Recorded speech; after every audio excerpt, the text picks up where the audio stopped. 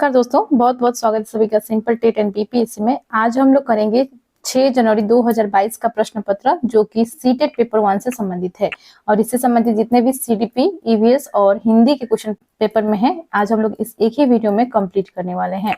तो नए हैं चैनल पर तो प्लीज चैनल से जुड़ जाइए, चैनल को सब्सक्राइब कर लीजिए, वीडियो को लाइक एंड शेयर करें, कमेंट करें। और इसी प्रकार से हमने और भी प्रीवियस क्वेश्चन के सेट कर रखे हैं। यदि आप वीडियोज को भी देखना चाहते हैं तो चैनल के कोर्स वाले सेक्शन पे जाके प्लेलिस्ट में जाइए। प्लेलिस्ट का नाम है सीटेट पेपर 1 फरवरी 2026। इसी प्रकार से सीटेट पेपर 2 का भी अलग से प्लेलिस्ट बना हुआ है। तो शुरू करते हैं वीडियो को। क्वेश्चन 1 है, बच्चों के विकास का क्रम अमूर्त से मूर्त की तरफ होता है, सामान्य से विशिष्ट की ओर होता है, पैरों से सिर की ओर होता है, हाथ पैर के केंद्र की ओर से और होता है। तो यहाँ पे देखिए करेक्ट आंसर हो जाएगा सामान्य से विशिष्ट की ओर होता है। बच्चों का जो व्यवहार का विकास होता है या सामान्य व्यवहारों को पहले वो सीखते हैं, उसके पश्चात जो है जटिल व्यवहारों को सीखते हैं। तो यहाँ पे देखिए करेक्ट आंसर हो जाएगा सामान्य से विशिष्ट की ओर यह होता है। नेक्स्ट है,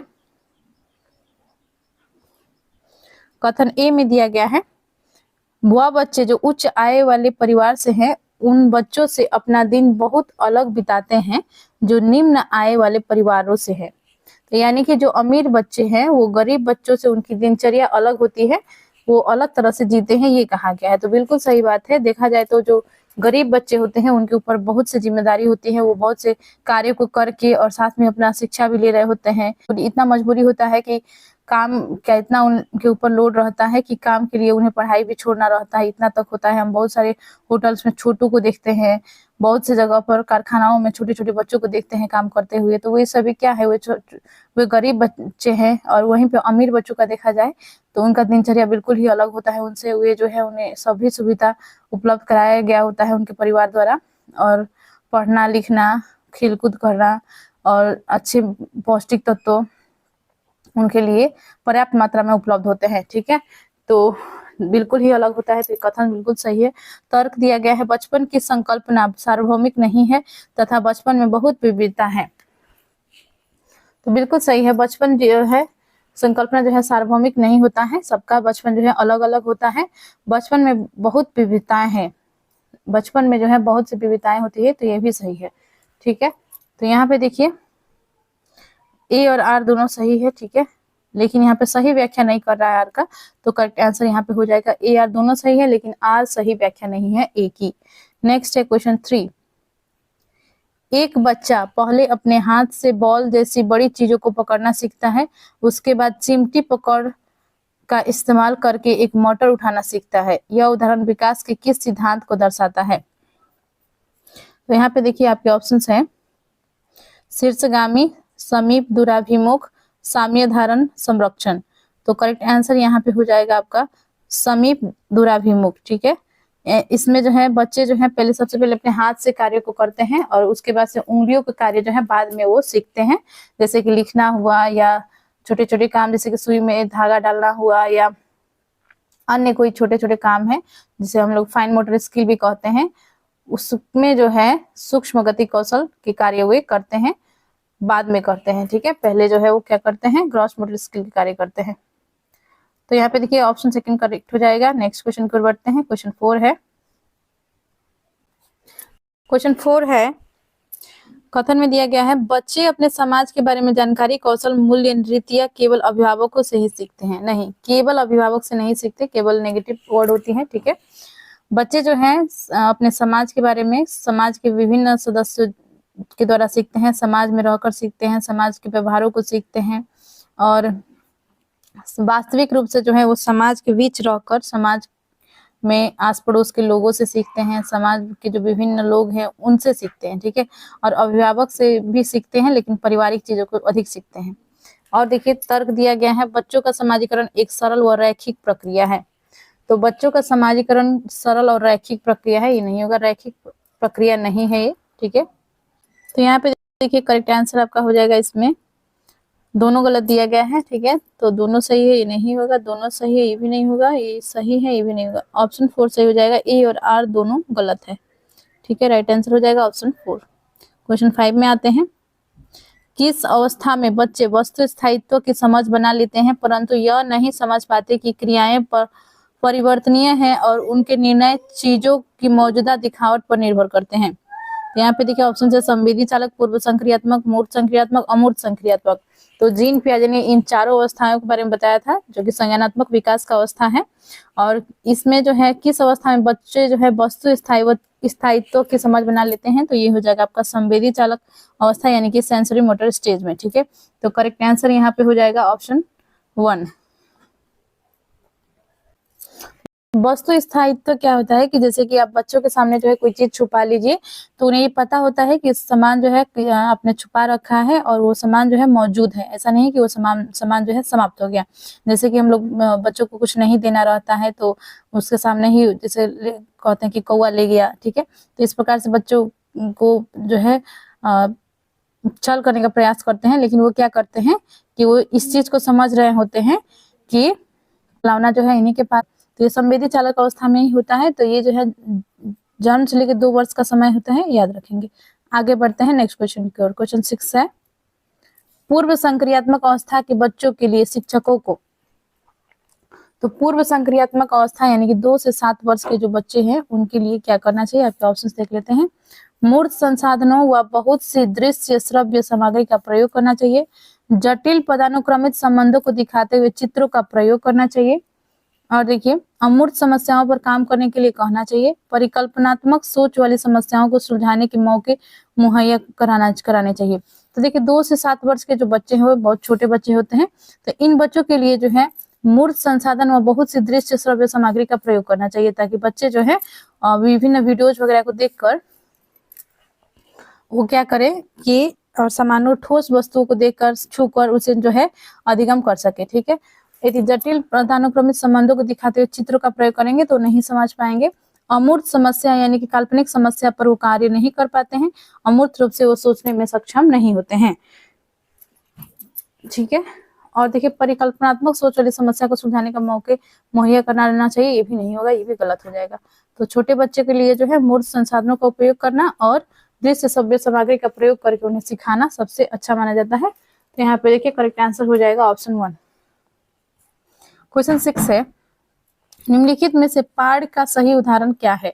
सवालों के जवाब बताना, संकेत एवं इशारे देना, भौतिक पुरस्कार देना, उद्दीपन प्रक्रिया के अनुकूलन को सक्रिय करना। तो क्या कहा गया है कि पाठ क्या है। तो लेव वाइगोत्स्की ने पाठ के बारे में बताया था, इसका फोल्डिंग के बारे में बताया था। इन्होंने जो है ये कहा है कि बच्चा जो है कुछ सीखने का प्रयास कर रहा है, तो उसे जो जहाँ वहाँ पे कोई अधिक जानकारी वाले व्यक्ति है, वो उसका दोस्त भी हो सकता है, उसके घर के कोई अन्य सदस्य भी हो सकते हैं। ठीक है, या टीचर हो सकते हैं। ठीक है, तो वे जो है क्या करेंगे, उसे मदद करेंगे, वहाँ पे विभिन्न संकेत द्वारा, इशारों के द्वारा जो है उन्हें सिखाने का प्रयास करेंगे। तो यहाँ पे पाठ का सही उदाहरण हो जाएगा संकेत एवं इशारे देना। ठीक है, करेक्ट आंसर हो जाएगा यहाँ पे ऑप्शन 2। नेक्स्ट है क्वेश्चन 8। क्वेश्चन 8 है, लेव वाइगोत्स्की का मानना था कि, तो लेव वाइगोत्स्की का क्या मानना था देख लेते हैं ऑप्शंस पहले। सीखना केवल ज्ञान का अवशोषण है। तो सीखना क्या केवल ज्ञान का अवशोषण है, नहीं, गलत हो जाएगा। सीखना इनाम के प्रति एक नियंत्रित प्रतिक्रिया है, नहीं। इनाम पाने के लिए क्या बच्चे सीखते हैं, नहीं। ज्ञान को शिक्षकों द्वारा विद्यार्थियों को निष्क्रिय तरीके से पोषित किया जा सकता है, निष्क्रिय तरीके से नहीं बल्कि सक्रिय तरीके से जो है उन्हें सिखाया जा सकता है। और देखिए ज्ञान का सह निर्माण उस क्षेत्र में होता है जो बच्चे के स्वतंत्र रूप से कार्य करने और दूसरों की मदद से करने में है। यहाँ पे करेक्ट आंसर हो जाएगा ऑप्शन 4। लेव वाइगोत्स्की का यह मानना था ज्ञान का निर्माण वहां पे होता है जहाँ पे बच्चों को जो है स्वतंत्र रूप से सीखने का मौका दिया जाता है और साथ में जो है मदद करने और मदद लेने की भी जो है वहां पे वातावरण हो, ऐसा परिवेश हो, तब बच्चे जो है ज्ञान के बच्चे जो है ज्ञान ले पाते हैं। ठीक है, तो यहाँ पे करेक्ट आंसर हो जाएगा ऑप्शन 4। तो देखिए लॉरेंस कोहलबर्ग ने जो है नैतिक विकास का सिद्धांत दिया था, जिसमें इन्होंने 3 चरण बताए हैं जिसके 6 स्तर है। ठीक है, तो यहाँ पे किस स्तर पर व्यक्ति यह तर्क करते हैं कि मानवाधिकार व न्याय सबसे जरूरी है। तो यहाँ पे देखिए करेक्ट आंसर आपका हो जाएगा अधिकारिता एवं सामाजिक क्रम व्यवस्था अभिविन्यास। ठीक है, तो यानी कि यहाँ पे जो है बच्चों को ये लगता है कि जो मानवाधिकार है ये सबसे जरूरी है और न्याय जो है सबसे जरूरी है। ठीक है, तो यहाँ पे राइट आंसर हो जाएगा ऑप्शन 3 अधिकारिता एवं सामाजिक क्रम व्यवस्था अभिविन्यास। आगे बढ़ते हैं, क्वेश्चन 10 है, एक प्रगतिशील कक्षा में अधिगम। तो प्रगतिशील कक्षा वो होती है जहाँ जो बाल केंद्रित होती है, जहाँ पे बच्चों को जो है बच्चे सक्रिय रूप से सीखते हैं और वहां पर जो है उन्हें सीखने के अनेक मौके प्राप्त होते हैं। तो यहाँ पे देखिए करेक्ट आंसर आपका हो जाएगा एक सामाजिक प्रक्रिया है, ठीक है, सरल प्रक्रिया है नहीं होगा, केवल औपचारिक अनुदेशन द्वारा ही हो सकता है, ये भी नहीं होगा, परीक्षाओं पर प्रतिबंधात्मक है, ये भी नहीं होगा।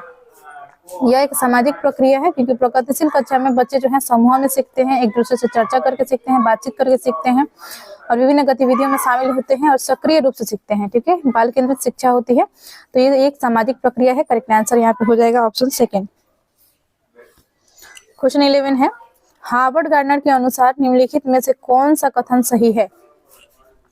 तो हार्वर्ड गार्डनर ने जो है बहुबुद्धि का सिद्धांत दिया था और यहाँ पे देखिए क्या क्या दिया गया है, बुद्धिमत्ता को परिपोषित व विकसित नहीं किया जा सकता, ये गलत है। बुद्धिमत्ता को परिपोषित और विकसित नहीं किया जा सकता, ये गलत हो जाएगा, इसको परिपोषित या विकसित किया जा सकता है। हर व्यक्ति में विविध प्रकार की बुद्धिमत्ता होती है। उपलब्धि बुद्धिमत्ता का सफल पैमाना है, नहीं, ऐसा नहीं है कि उपलब्धि ही जो है बुद्धिमत्ता का पैमाना को दिखलाता है। एक खास वर्ग के व्यक्ति दूसरे वर्गों के व्यक्तियों से ज्यादा बुद्धिमान होते हैं, नहीं, ये भी गलत है। ऐसा नहीं है कि कोई खास वर्ग के व्यक्ति है दूसरे व्यक्तियों से जो है ज्यादा बुद्धिमान होते हैं। ऐसा जो जातीय भेदभाव या धार्मिक आधार पर या किसी भी तरह से देखा जाए तो ऐसा कुछ होता नहीं है, सब में जो है बुद्धि होती है। ये होता है कि अलग अलग प्रकार की बुद्धियां सब में पाई जाती है, ठीक है। तो करेक्ट आंसर यहाँ पे हो जाएगा ऑप्शन सेकंड, हर व्यक्ति में विविध प्रकार की बुद्धिमत्ताएं होती है। नेक्स्ट है क्वेश्चन 12, राष्ट्रीय शिक्षा नीति 2020 पूरे देश के लिए प्राथमिक स्तर पर किस भाषा को निर्देश के माध्यम से प्रस्तावित करती है। तो यहाँ पे देखिए आपके ऑप्शन है हिंदी, अंग्रेजी, संस्कृति, मातृभाषा, घर की भाषा। तो प्राथमिक स्तर पर जो है जो एनईपी 2020 है यह मातृभाषा को जो है प्रयोग में लाने के लिए कहती है, यानी कि बच्चों को पढ़ाने के लिए प्राथमिक स्तर पर आप उनकी मातृभाषा का प्रयोग करेंगे ताकि वे जो है चीजों को समझ सके। यदि ऑफिशियल औपचारिक भाषा का प्रयोग होता है तो वहाँ पे बच्चे समझने में असमर्थ होते हैं और एक भाषा जो है वहाँ पे अवरोध के रूप में कार्य करेगा। इसीलिए एनईपी 2020 में ये बताया गया है, यह निर्देश दिया गया है कि मातृभाषा में ही प्राथमिक स्तर पर बच्चों को शिक्षा दी जाए, ठीक है। करेक्ट आंसर यहाँ पे हो जाएगा ऑप्शन 4, मातृभाषा या घर की भाषा। नेक्स्ट है, बैठने की व्यवस्था में लचीलापन अधिगमकर्ताओं का समूह में कार्य करना किसी कक्षा कक्ष की विशेषता है। तो यहाँ पे देखिए ऑप्शन है व्यवहारवादी कक्षा कक्ष, सामाजिक संरचनावादी कक्षा कक्ष, शिक्षक केंद्रित कक्षा कक्ष, पाठ्य पुस्तक केंद्रित कक्षा कक्ष। तो देखिए शिक्षक केंद्रित तो नहीं होगा, ठीक है, पाठ्य पुस्तक केंद्रित में भी ऐसा नहीं होता है। करेक्ट आंसर जो होगा यहाँ पे हो जाएगा सामाजिक संरचनावादी कक्षा कक्ष। सामाजिक संरचनावादी कक्ष में जो है लचीलापन होता है, कठोरता नहीं होती है और अनुशासन में भी कठोरता नहीं होती है, ठीक है, और साथ में जो है उन्हें जो है समूह में कार्य करने के अवसर प्रदान किए जाते हैं, एक दूसरे से बातचीत करना, चर्चा करने के अवसर उन्हें जो है दिया जाता है, ठीक है। तो इसी कारण से जो है ये हो जाएगा सामाजिक संरचनावादी कक्षा कक्ष, ऑप्शन सेकंड करेक्ट हो जाएगा। आगे बढ़ते हैं, क्वेश्चन 14 है, किस प्रकार का शिक्षा शास्त्र एक शिक्षक को अपनी कक्षा में व्यक्तिगत विभिन्नताओं का ध्यान रखने में मदद करेगा। यानी कि किस प्रकार के शिक्षा शास्त्र एक शिक्षक को अपनी कक्षा में व्यक्तिगत विभिन्नताओं को ध्यान रखने में मदद करेगा। बच्चे जो है सभी एक समान नहीं होते हैं, सब में अलग अलग जो है गुण होते हैं, कोई बहुत टैलेंट हो सकता है, कोई जो है कमजोर है, कोई जो है मध्यम है। तो ऐसे में जो है किस प्रकार से जो है शिक्षक इन चीजों का ध्यान रखेंगे। यहाँ पे ऑप्शन है मानकीकृत व एक समान, नहीं, ये गलत हो जाएगा। मानकीकृत वर्ड कहीं भी दिखे नेगेटिव वर्ड होता है, तो ये ध्यान रखेंगे। पूरी तरह से परीक्षाओं पर केंद्रित, नहीं, परीक्षा के अंक के आधार पर उन्हें देखना, ये भी गलत हो जाएगा। पूरी तरह से पाठ्य पुस्तकों पर केंद्रित, यह भी नहीं होगा, पाठ्य पुस्तक के आधार पर देखना। संलग्न व संदर्भित, करेक्ट आंसर यहाँ पे हो जाएगा ऑप्शन 4, संलग्न व संदर्भित। क्वेश्चन 15 है, राष्ट्रीय शिक्षा नीति 2020 के अनुसार मूल्यांकन का उद्देश्य क्या है। तो बच्चों का मूल्यांकन किया जाता है, किस तरह से जो है वो पढ़ रहे हैं, किस प्रकार से जो है क्या उनकी उपलब्धि है, ये सभी चीजों का मूल्यांकन किया जाता है, ठीक है।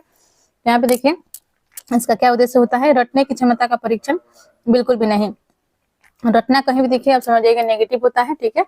और देखिए पुनरुत्पादन, वो याद रखने की क्षमता को नापना, याद रखने की क्षमता नापना, ये भी गलत हो जाएगा। याद रखना, रटना, ये सभी नेगेटिव वर्ड होते हैं। बच्चों को सीखने की प्रक्रिया में मदद करना, बच्चों की सीखने की प्रक्रिया में मदद करना, पूरे देश के बच्चों की तुलना करने की मापदंड बताना, तुलना करने के लिए नहीं होता है, ठीक है। तुलना भी एक नेगेटिव वर्ड होता है। तो यहाँ पे देखिए करेक्ट आंसर हो जाएगा ऑप्शन 3, बच्चों को सीखने की प्रक्रिया में मदद करना। नमस्कार दोस्तों, बहुत बहुत स्वागत है सभी का सिंपल टेक एंड पीपीएससी में। आज हम लोग करने वाले हैं सीटीपी से संबंधित क्वेश्चन आंसर, जो कि सीटेट पेपर 1 से संबंधित है। और ये प्रश्न होंगे 6 जनवरी 2022 के प्रश्न पत्र के।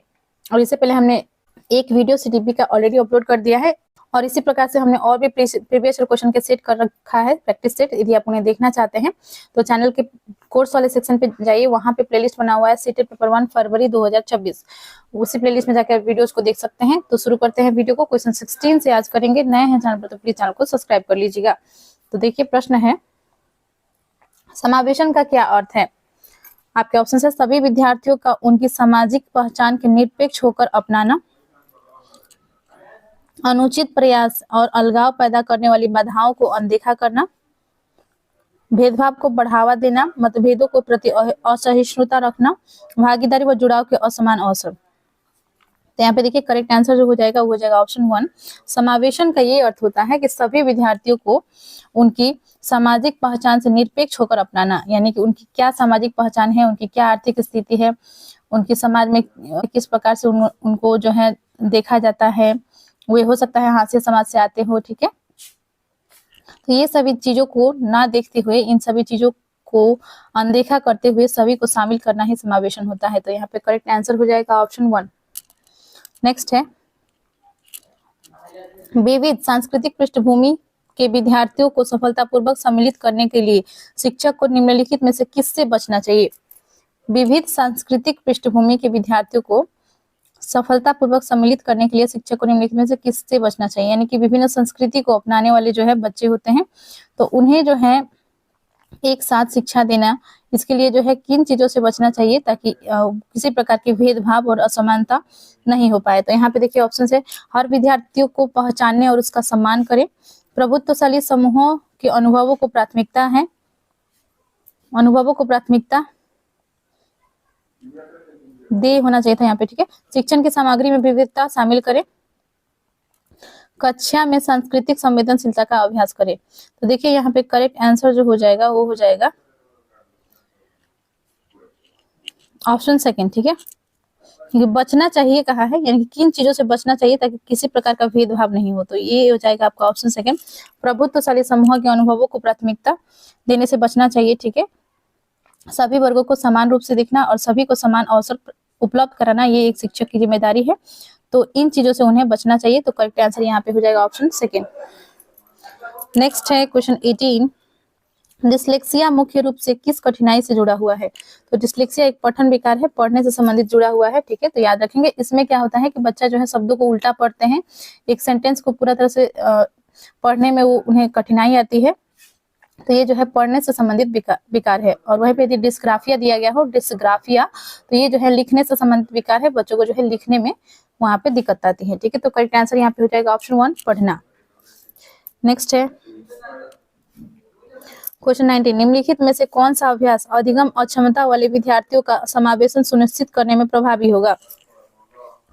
कौन सा अभ्यास जो है अधिगम अक्षमता वाले विद्यार्थियों का समावेशन सुनिश्चित करने में प्रभावी होगा? तो यहाँ पे देखिए जो बच्चे जो है,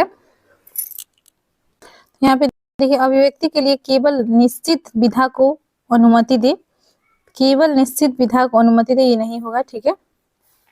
तो अधिगम अक्षमता वाले विद्यार्थी वे विद्यार्थी होते हैं जो दिव्यांगजन होते हैं, जिन्हें जो है पढ़ने में कठिनाई होती है, सामान्य रूप से उन्हें जो है पढ़ने में कठिनाई होती है। उनके लिए जो है अनेक उपकरणों की आवश्यकता होती है, जैसे कि जो दृष्टिबाधित बच्चे हैं उनके लिए ब्रेल लिपि की आवश्यकता होती है ताकि वो स्पर्श करके चीजों को पढ़ सके। उसी प्रकार से जो है उभरे हुए जो प्रिंट वाले नहीं बल्कि उभरे हुए जो ग्राफ्स वगैरह होते हैं उनके माध्यम से वो पढ़ सकते हैं स्पर्श करके।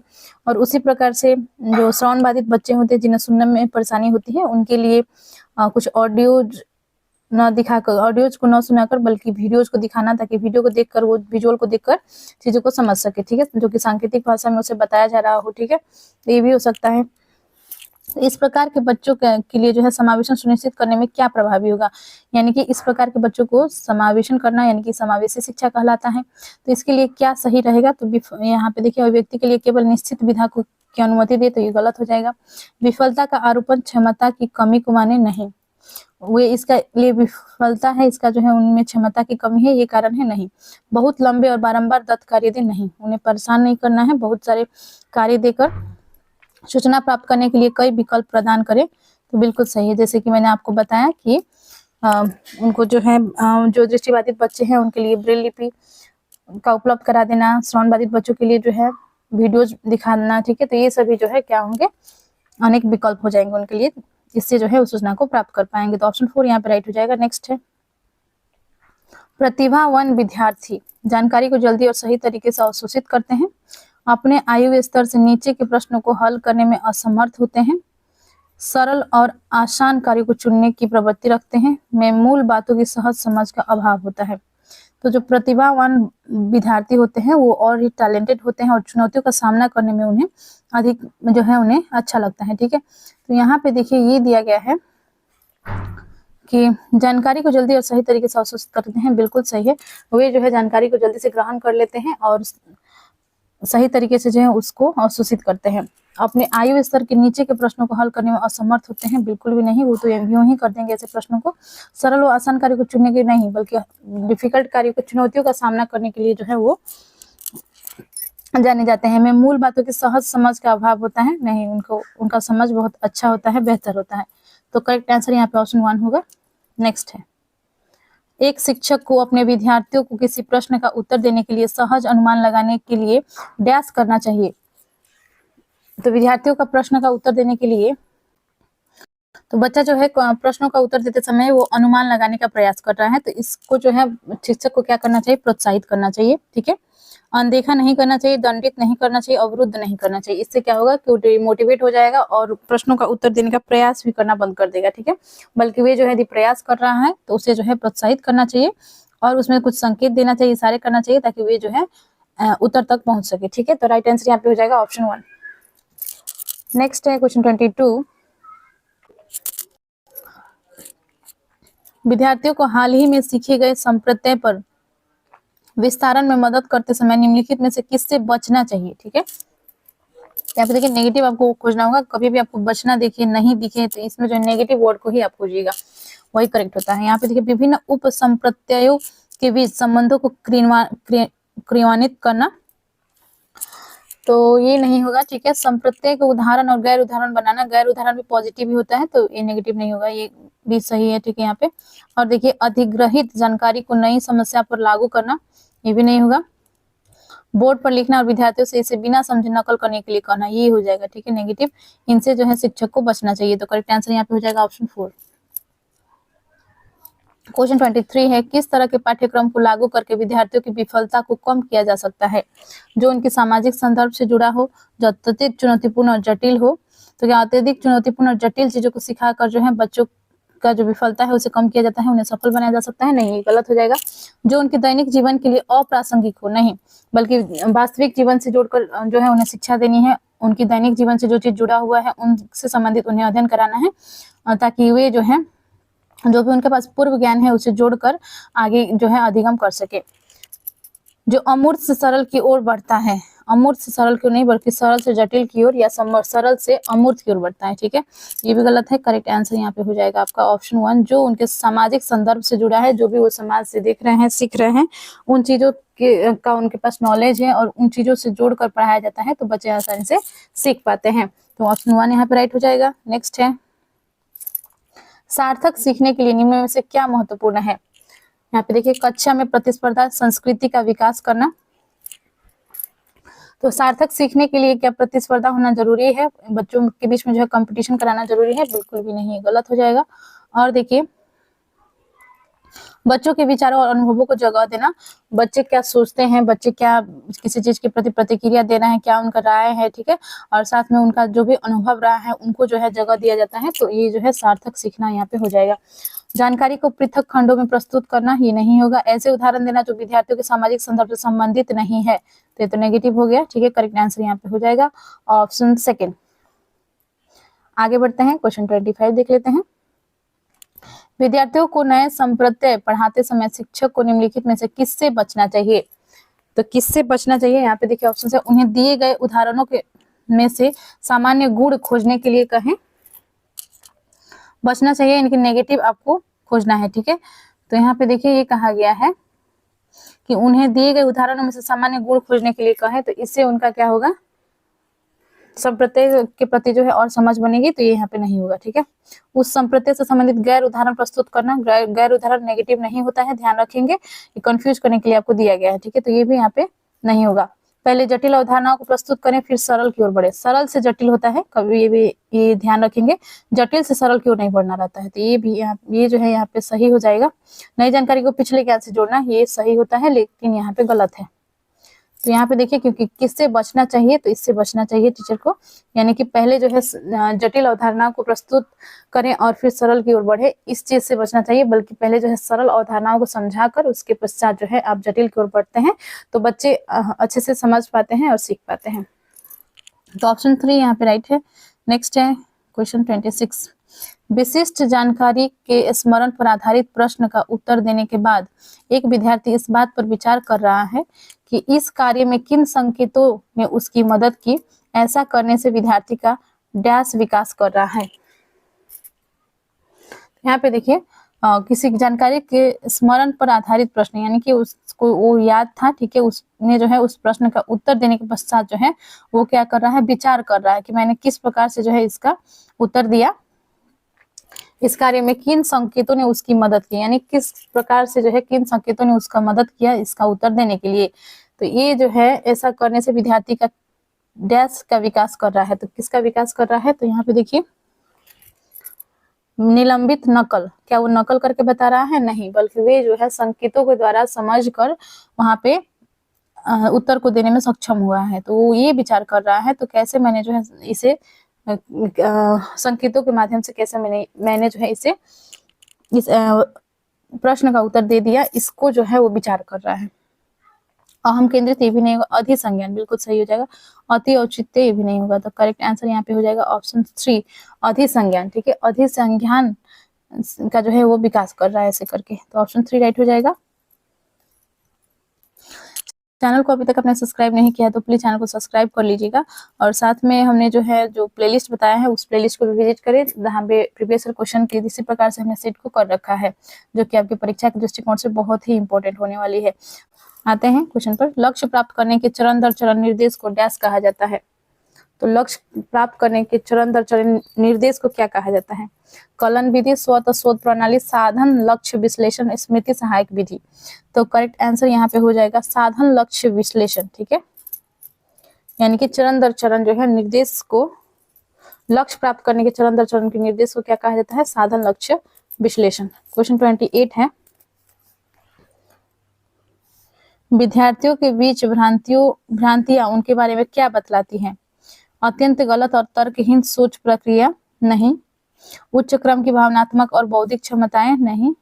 अवधारणाओं के बारे में भूली और सहज समझ, और देखिए गंभीर संज्ञानात्मक कमियां और तांत्रिका संबंधी विकार, नहीं। बच्चे जो है बच्चों में कुछ भ्रांतियां होती है, ठीक है, तो उनके बारे में ये क्या बतलाती है? विद्यार्थियों के बीच भ्रांतियां, तो ये बता दी है कि अवधारणा के बारे में जो है उन्हें थोड़ा सा समझ हुआ है, पूरा तरह से वो नहीं समझ पा रहे हैं, यानी कि अवधारणा के बारे में भूली और सहज समझ को यह बतलाता है। ठीक है, गलत और तर्कहीन सोच ये नहीं होगा। बौद्धिक क्षमता और भावनात्मक ये भी नहीं होगा उच्च क्रम की, तो ये तो होगा ही नहीं। ठीक है, और देखिए गंभीर तंत्रात्मक संज्ञानात्मक कमी और तंत्रिक का संबंधी विकार, क्या बीमारी है? कोई नहीं, बीमारी नहीं है। तो यहाँ पे देखिए राइट आंसर वहां पर हो जाएगा ऑप्शन 3। क्वेश्चन 29 पे आते हैं। निम्नलिखित में से कौन सी स्थिति विद्यार्थियों के गर्व का कारण बन सकती है? जब असफलता का कारण स्वयं को माना जाता है, जब असफलता का कारण दूसरों को माना जाता है, जब सफलता का कारण स्वयं को माना जाता है, जब सफलता का कारण दूसरों को माना जाता है। तो देखिए यहाँ पे करेक्ट आंसर कौन सा होगा? ऑप्शन 3 हो जाएगा। बच्चे कब गर्व महसूस करते हैं? जब उन्हें लगता है कि मैंने जो मेहनत किया, मैंने जो है स्वयं के आधार पर इस चीज को प्राप्त किया है, सफलता को प्राप्त किया है, उसके पीछे मैंने बहुत मेहनत की, बहुत मेरा जो है लगन रहा है, इसी कारण से मैं आज सफल हूँ, तो इससे जो है वो गर्व महसूस करते हैं। ठीक है, तो करेक्ट आंसर यहाँ पे हो जाएगा ऑप्शन 3। जैसे कि आप सीटेट का भी परीक्षा की तैयारी कर रहे हैं, तो आप लोग जो है यदि सीटेट परीक्षा पास कर जाते हैं तो आप अपनी मेहनत के बदौलत ही पास करिएगा, तो आप आपको भी इस चीज का गर्व रहेगा कि मैंने जो है बहुत मेहनत किया था, इसलिए मैं आज सफल हूँ, मैंने सीटेट परीक्षा क्रैक कर लिया है। ठीक है, और देखिए निम्नलिखित में से कौन सा कथन आंतरिक प्रेरणा का उदाहरण है। आंतरिक प्रेरणा यानी कि इंटरनली मोटिवेटेड बच्चों जो होते हैं वो अपने कार्य के प्रति उनको कोई मोटिवेशन की आवश्यकता नहीं होती है, किसी को उनको कहने की जरूरत नहीं होती है कि ये काम करो वो काम करो। ठीक है, वो खुद से अपने कार्य के प्रति बहुत ही जो है ध्यान दिए हुए होते हैं। ठीक है, तो यहाँ पे देखिए आंतरिक प्रेरणा का क्या उदाहरण है। मुझे पढ़ाई करनी चाहिए क्योंकि यह संप्रत्यय को की समझ बनाने के लिए जरूरी है। मुझे शिक्षक द्वारा दंड से बचने के लिए अध्ययन करना चाहिए, यानी कि टीचर के डर से पढ़ रहे हैं, तो क्या यह आंतरिक प्रेरणा को दर्शाता है? नहीं, गलत हो जाएगा। मुझे प्रतियोगिता में प्रथम स्थान प्राप्त करने के लिए अध्ययन करना चाहिए, तो कंपटीशन के लिए जो है वो ये पढ़ रहा है। ठीक है, यानी कि ग्रेड पाने के लिए, तो ये भी गलत हो जाएगा। मुझे अपने साथियों से प्रशंसा और प्रभुत्व प्राप्त करने के लिए अध्ययन करना चाहिए, यानी कि प्रशंसा प्राप्त करने के लिए, ताकि उनके जो दोस्त हैं, शिक्षक हैं, साथी हैं, ये सभी जो है क्या करे और उनकी प्रशंसा करे और साथ में प्रभुत्व बनाए रखने के लिए जो है वो पढ़ रहा है। ठीक है, नहीं कि अपना लक्ष्य को प्राप्त करने के लिए, और वो जो है आंतरिक रूप से मोटिवेटेड नहीं है। तो करेक्ट आंसर यहाँ पे हो जाएगा ऑप्शन 1, मुझे पढ़ाई करनी चाहिए क्योंकि यह संप्रत्यय की समझ बनाने के लिए जरूरी है। अवधारणाओं को समझने के लिए वो पढ़ रहा है और लक्ष्य को प्राप्त करने के लिए, तो ये आंतरिक प्रेरणा का अच्छा उदाहरण है।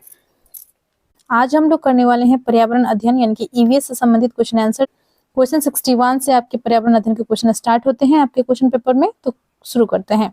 तो देखिए प्रश्न है, मंडगांव से नागरकोइल के बीच की दूरी लगभग 1134 किलोमीटर है। यदि इस दूरी को कोई रेलगाड़ी 21 घंटे में तय करती है तो इन दोनों शहरों के रेलवे स्टेशनों के बीच रेलगाड़ी की औसत चाल मीटर प्रति सेकंड में है। तो यहाँ पे देखिए चाल पूछा गया आपसे। ठीक है, दूरी दी गई है कि मंडगांव से नागरकोइल के बीच की दूरी कितनी है, तो लगभग यहाँ पे दिया गया है 1134 किलोमीटर। ठीक है, 1134 किलोमीटर दूरी दी गई है। और देखिए यदि इस दूरी को कोई रेलगाड़ी 21 घंटा में, यानी कि समय भी दिया गया है, समय हो जाएगा 21 घंटा, ठीक है, में तय करती है तो इन दोनों शहरों के रेलवे स्टेशनों के बीच रेलगाड़ी की औसत चाल मीटर प्रति सेकंड में कितना होगा। ठीक है, तो यहाँ पे देखिए आपसे पूछा गया है चाल, तो चाल होता है दूरी बटा समय। ठीक है, तो 1134 बटा 21 हो जाएगा, दूरी हो जाएगा ये, बटा समय हो जाएगा आपका 21 घंटा दिया गया है, तो आपका यहाँ पे कट करिएगा तो आ जाएगा 54। ठीक है, यहाँ पे करेक्ट आंसर हो जाएगा 54 मीटर पर सेकेंड, यानी कि मीटर प्रति सेकेंड।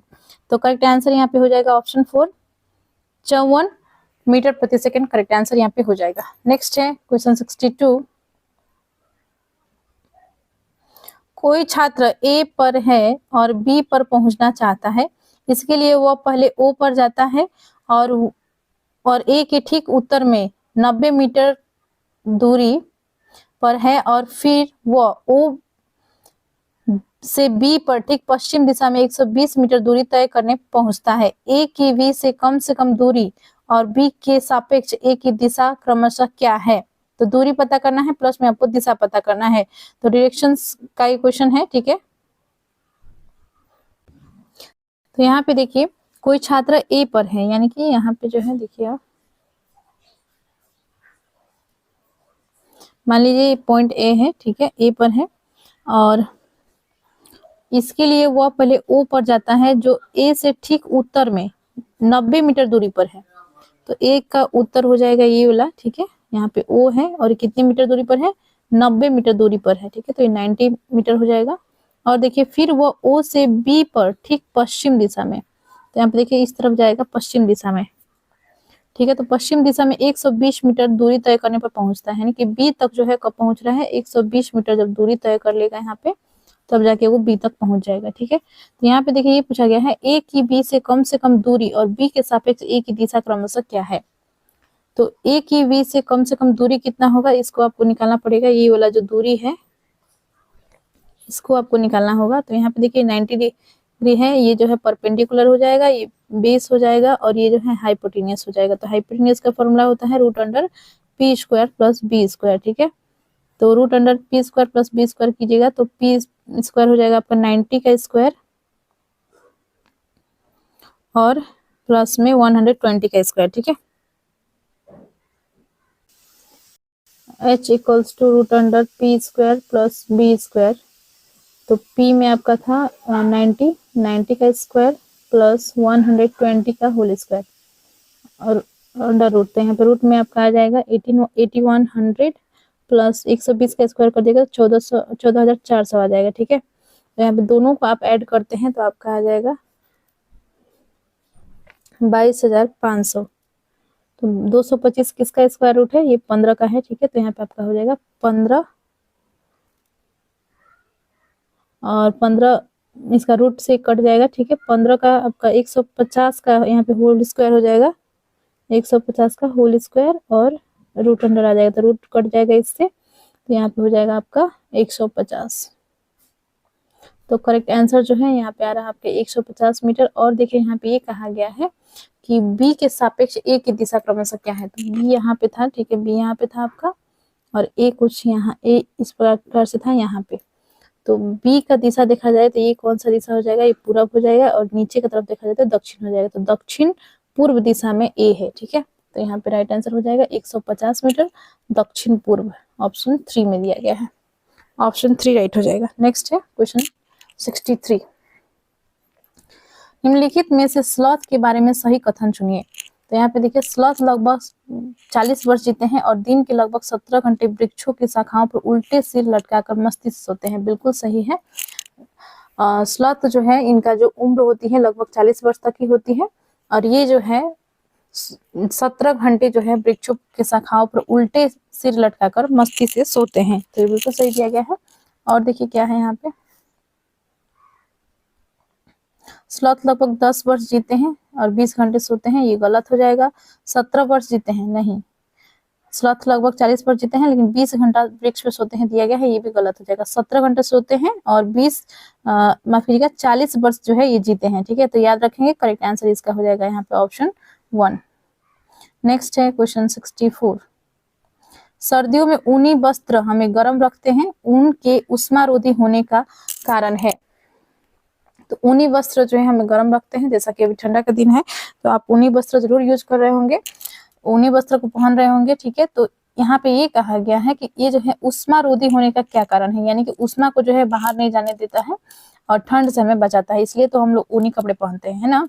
तो यहाँ पे देखिए ये कहा गया है कि इसका उष्मारोधी होने का क्या कारण है। तो देखिए यहाँ पे ऑप्शन है, ऊनी रेशे आसपास में कस कर जुड़े हुए हैं और ठंडी हवा को गुजरने नहीं देते। तो क्या ये सही होगा, नहीं। बहुत से ऐसा डिजाइन का बुना हुआ होता है जिसमें छेद भी होते हैं, आप देख पाते होंगे ऊन का जो कपड़ा होते हैं उसमें बहुत डिजाइन के द्वारा छेद भी किए गए रहते हैं। तो ऐसा नहीं कि कस के जुड़े हुए रहते हैं। ठीक है, तो ये गलत हो जाएगा। ऊनी रेशों के बीच वायु फंसी ट्रैप होती है और वायु उष्मारोधी है। और देखिए ऊनी रेशे मोटे होते हैं और बाहरी उष्मा को नियंत्रित करते हैं। तो ऊनी रेशे जो है मोटे होते हैं और बाहरी उष्मा को नियंत्रित करते हैं, नहीं, बाहरी उष्मा को थोड़ी नियंत्रित करते हैं, हवा को नियंत्रित कर रहे हैं। ऊनी रेस से अंदर के जो उष्मा है उसको नियंत्रित करते हैं, ठीक है, बाहर की उष्मा को नहीं। ऊनी रेस से मोटे होते हैं और ठंडी हवा को गुजरने नहीं देते, तो ये भी नहीं होगा। ठीक है, यहाँ पे देखिए करेक्ट आंसर जो हो जाएगा वो हो जाएगा यहाँ पे ऑप्शन सेकंड। ऊनी रेसों के बीच वायु फंसी ट्रैप होती है एवं उष्मारोधी होती है। ठीक है, एवं वायु जो है उष्मारोधी होती है, तो करेक्ट आंसर यहाँ पे ऑप्शन सेकंड हो जाएगा। नेक्स्ट है क्वेश्चन 65। कक्षा 5 की पाठ्य पुस्तक में छपे गोलकुंडा के किले के मानचित्र में 1 सेंटीमीटर जमीन पर 110 मीटर की दूरी को दर्शाता है। यहाँ पे देखिए गोलकुंडा के किले के मानचित्र पर क्या दर्शाया गया है, 1 सेंटीमीटर बराबर 110 मीटर। ठीक है, और आगे देखिए इस मानचित्र में फतेह दरवाजे और बंजारा दरवाजे के बीच की दूरी 14.2 सेंटीमीटर है, तो जमीन पर इन दोनों दरवाजों के बीच कम से कम दूरी होगी। तो यहाँ पे देखिए आप इसे जो है 1 सेंटीमीटर बराबर 110 मीटर है, तो 14.2 सेंटीमीटर बराबर आपका कितना हो जाएगा, 14.2 सेंटीमीटर बराबर आपका हो जाएगा 14.2 इंटू 110 मीटर। ठीक है, तब जाकर ये मीटर पर होगा, तो कितना किलोमीटर यहाँ पे आंसर आ जाएगा, तो यहाँ पे कैलकुलेट करना पड़ेगा हम लोग को। तो यहाँ पे देखिए 14 इंटू 2 करेंगे 110 से। ठीक है, तो 0 से हो जाएगा, यहाँ डेसिमल हट जाएगा, 0 से 0 0 0 और 1 से हो जाएगा 2 4 1 2 4 1, ठीक है। तो यहाँ पे आ जाएगा 0 2 6 5 1, यानी 15,620 किलोमीटर यहाँ पे आ रहा है, ठीक है। तो ये इसको जो है पॉइंट मिलाएंगे तो यहाँ पे आ जाएगा आपका यहाँ पे पॉइंट आ जाएगा, ठीक है। एक के बाद है तो यहाँ पे आपका हो जाएगा 1562 आ रहा है, ठीक है। तो देखिए यहाँ पे आंसर जो ऑप्शंस में दिए गए हैं वो किलोमीटर में दिए गए हैं, ठीक है। तो किलोमीटर में से कन्वर्ट कर लेंगे। 1562 आया था आपका, डिवाइडेड बाई आप 1000 कीजिएगा तो यहाँ पे 1562 को 1000 से भाग करने पर कितना आ जाएगा, 1.562 किलोमीटर, ठीक है। तो यहाँ पे देखिए किस में दिया गया है, 1.562 किलोमीटर दिया गया है ऑप्शन 3 में। राइट आंसर यहाँ पे हो जाएगा ऑप्शन 3। ओके, नेक्स्ट है क्वेश्चन 66। 3 राज्यों का ऐसा समूह है जिनके किसी किनारे पर अरब सागर है, कौन सा है? तो आपने भारत के मैप को पढ़ा होगा, वहां पे आपने देखा होगा कुछ इस प्रकार से जो है, ये जो है अरब सागर है, ठीक है। ये अरब सागर है और यहाँ पर जो है कौन कौन से राज्य पड़ते हैं, तो यहाँ पे देखिए यहाँ पे ऑप्शन है केरल, कर्नाटक, महाराष्ट्र। केरल तो पड़ता है यहाँ पे नीचे, ठीक है। यहाँ इसके ऊपर कर्नाटक, फिर गोवा, फिर महाराष्ट्र, ये पड़ता है, तीनों पड़ता है। केरल, कर्नाटक, आंध्र प्रदेश। आंध्र प्रदेश इस तरफ पड़ता है तो ये नहीं होगा। उड़ीसा इस तरफ आ जाएगा, आंध्र प्रदेश भी, सिर्फ महाराष्ट्र है तो ये भी नहीं होगा। महाराष्ट्र, केरल, पश्चिम बंगाल, पश्चिम बंगाल इधर ऊपर आपका आ जाएगा, ठीक है। तो ये भी नहीं होगा। तो अरब सागर की ओर जो है कौन कौन से आते हैं, केरल, कर्नाटका और महाराष्ट्र। मैप जिनको याद है उस इस तरह के प्रश्न वो आसानी से सॉल्व कर लेते हैं। तो आप मैप के जो 28 राज्य हैं इन्हें ध्यान दीजिएगा, ठीक है। और इस प्रकार के प्रश्न आपके एग्जाम में एक निश्चित है, श्योर है, एक क्वेश्चन आएगा ही। आगे देखिए क्वेश्चन 67 है। एक ऐसा नाच है जिसमें जमीन पर बांस की डंडी लेकर दो दो लोगों की जोड़ी आमने सामने बैठती है, ढोल की ताल पर डंडियों को जमीन पर पीटते हैं तथा ताल के अनुसार डंडियों के बीच लोग एक कतार में खड़े होकर कूदते हैं और नाचते हैं। इस नाच का नाम तथा उस राज्य का नाम जहाँ के लोग इसे नाचते हैं क्रमशः क्या है? यहाँ पे देखिए आपके ऑप्शंस क्या क्या दिए हैं। तोरंग मिजोरम, कुडुक जो झारखंड में होती है, चिराओ जो मिजोरम का नृत्य है, झूम जो झारखंड का नृत्य है। तो क्या किया जाता है इसमें, बताया गया आपसे कि एक ऐसा नाच है जिसमें जमीन पर बांस की डंडी को लेकर दो दो लोग जोड़ी आमने सामने बैठती है, यानी कि जोड़ी बनाकर आमने सामने बैठते हैं, ठीक है। और क्या करते हैं, वो बांस को जो है पीटते हैं जमीन पर, ठीक है। और यहाँ पे देखिए तथा ताल के अनुसार डंडियों के बीच लोग एक कतार में खड़े होकर कूदते भी हैं और नाचते हैं, ठीक है। तो इस नाच का क्या कहा जाता है, इसको कहा जाता है चिराव नृत्य, ठीक है। करेक्ट आंसर यहाँ पे हो जाएगा ऑप्शन 3। चिराव नृत्य कुछ इस प्रकार से किया जाता है जो कि मिजोरम का एक नृत्य है, ठीक है। तो करेक्ट आंसर यहाँ पे हो जाएगा ऑप्शन 3। यहाँ पे देखिए ये चारों ऑप्शंस भी इंपॉर्टेंट है, आपसे पूछा जा सकता है कुडुक नृत्य जो है किस राज्य में ये नृत्य होती है, ठीक है। तोरंग कहाँ का नृत्य है ये पूछा जाता है, तो ये याद रखेंगे। चिराव भी याद रखिएगा, तीनों बहुत इंपॉर्टेंट है। नेक्स्ट है क्वेश्चन 68। हालांकि इसका यहाँ पे अपने आंसर जो है क्वेश्चन ऑप्शन 3 है, ठीक है। क्वेश्चन 68 है। संसार की 5वीं और भारत की पहली ऐसी महिला जिन्होंने माउंट एवरेस्ट की चोटी पर कदम रखा का नाम है। तो पहली भारतीय महिला कौन थी जिसने माउंट एवरेस्ट पर कदम रखा था? आपके ऑप्शन है बछेंद्री पाल, सुनीता विलियम्स, कर्णम मल्लेश्वरी, संतोष यादव। तो करेक्ट आंसर यहाँ पे हो जाएगा बछेंद्री पाल, ठीक है। माउंट एवरेस्ट पे पहुंचने वाली जो है ये सबसे पहली महिला थी, भारतीय महिला, जिन्होंने माउंट एवरेस्ट पर अपना कदम रखा था। और माउंट एवरेस्ट जो है ये भारत में नहीं है, ये नेपाल में है, जो कि विश्व का सबसे ऊंची चोटी है। और इसका जो हाइट है वो कितना है, 8,848 मीटर। और ये भी पूछा जाता है आपके एग्जाम में, तो इसका ध्यान रखेंगे, ठीक है। और इनका नाम याद रखिएगा बछेंद्री पाल। आगे बढ़ते हैं क्वेश्चन 69 है। प्रसिद्ध भारतीय त्योहारों होली और दीपावली के विषय में नीचे दिए गए कथनों में से सही कथन को चुनिए। यहाँ पे देखिए प्रसिद्ध भारतीय त्योहारों होली और दीपावली के विषय में दिया गया है कुछ, ठीक है। तो इन पहले ऑप्शंस को पढ़ेंगे, उसके पश्चात इसका आंसर करेंगे। तो देखिए ऑप्शन दिए गए, ये दोनों त्योहार पूर्णिमा को मनाए जाते हैं। तो क्या दीपावली जो है पूर्णिमा को मनाया जाता है और होली, और देखिए नहीं, ये गलत हो जाएगा, ठीक है ना। और देखिए ये दोनों त्योहार अमावस्या को मनाए जाते हैं, नहीं ये भी गलत हो जाएगा। दीपावली पूर्णिमा को तथा होली अमावस्या को मनाई जाती है, नहीं, उल्टा हो गया। दीपावली अमावस्या को तथा होली पूर्णिमा को मनाई जाती है। ठीक है, तो करेक्ट आंसर यहाँ पे हो जाएगा ऑप्शन 4। दीपावली जो है अमावस्या को मनाया जाता है और होली जो है ये पूर्णिमा को मनाया जाता है। तो करेक्ट आंसर यहाँ पे हो जाएगा ऑप्शन 4। नेक्स्ट है क्वेश्चन 70। रेगिस्तानी ओक के विषय में नीचे दिए कथनों पर विचार कीजिए। तो यहाँ पे देखिए रेगिस्तानी ओक यानी कि डेजर्ट ओक, ये जो है एक वृक्ष है जो कि रेगिस्तानी यानी कि मरुभूमि स्थलों में पाई जाती है। ठीक है, तो यहाँ पे देखिए इसके विषय में क्या दिया गया है। यह वृक्ष लगभग किसी सामान्य कक्षा के कमरे की दीवार की ऊंचाई तक बढ़ता है। बिल्कुल सही है, लगभग उतना ही ऊंचाई तक जो है इसका ऊंचाई होता है। यह वृक्ष आबू धाबी में पाया जाता है। यह वृक्ष जो है ऑस्ट्रेलिया में पाया जाता है, आबू धाबी में नहीं पाई जाती। ठीक है, और देखिए यह वृक्ष के तने में जल एकत्र होता है। स्थानीय लोगों को जब आवश्यकता होती है तो पाइप से जल निकालकर पीते हैं।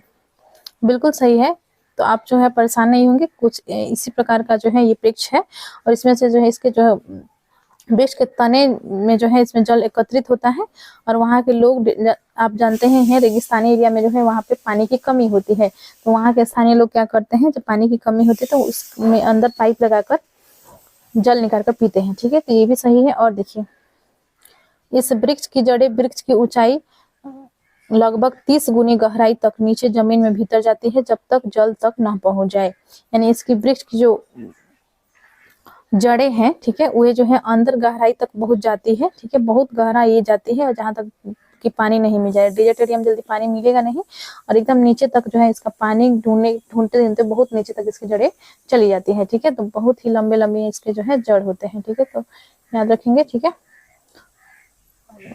यहाँ पे देखिए यहाँ पे क्या कहा गया है, वृक्ष की ऊंचाई की लगभग 30 गुनी गहराई इसकी जड़ें होती हैं। ठीक है, तो ये सही है।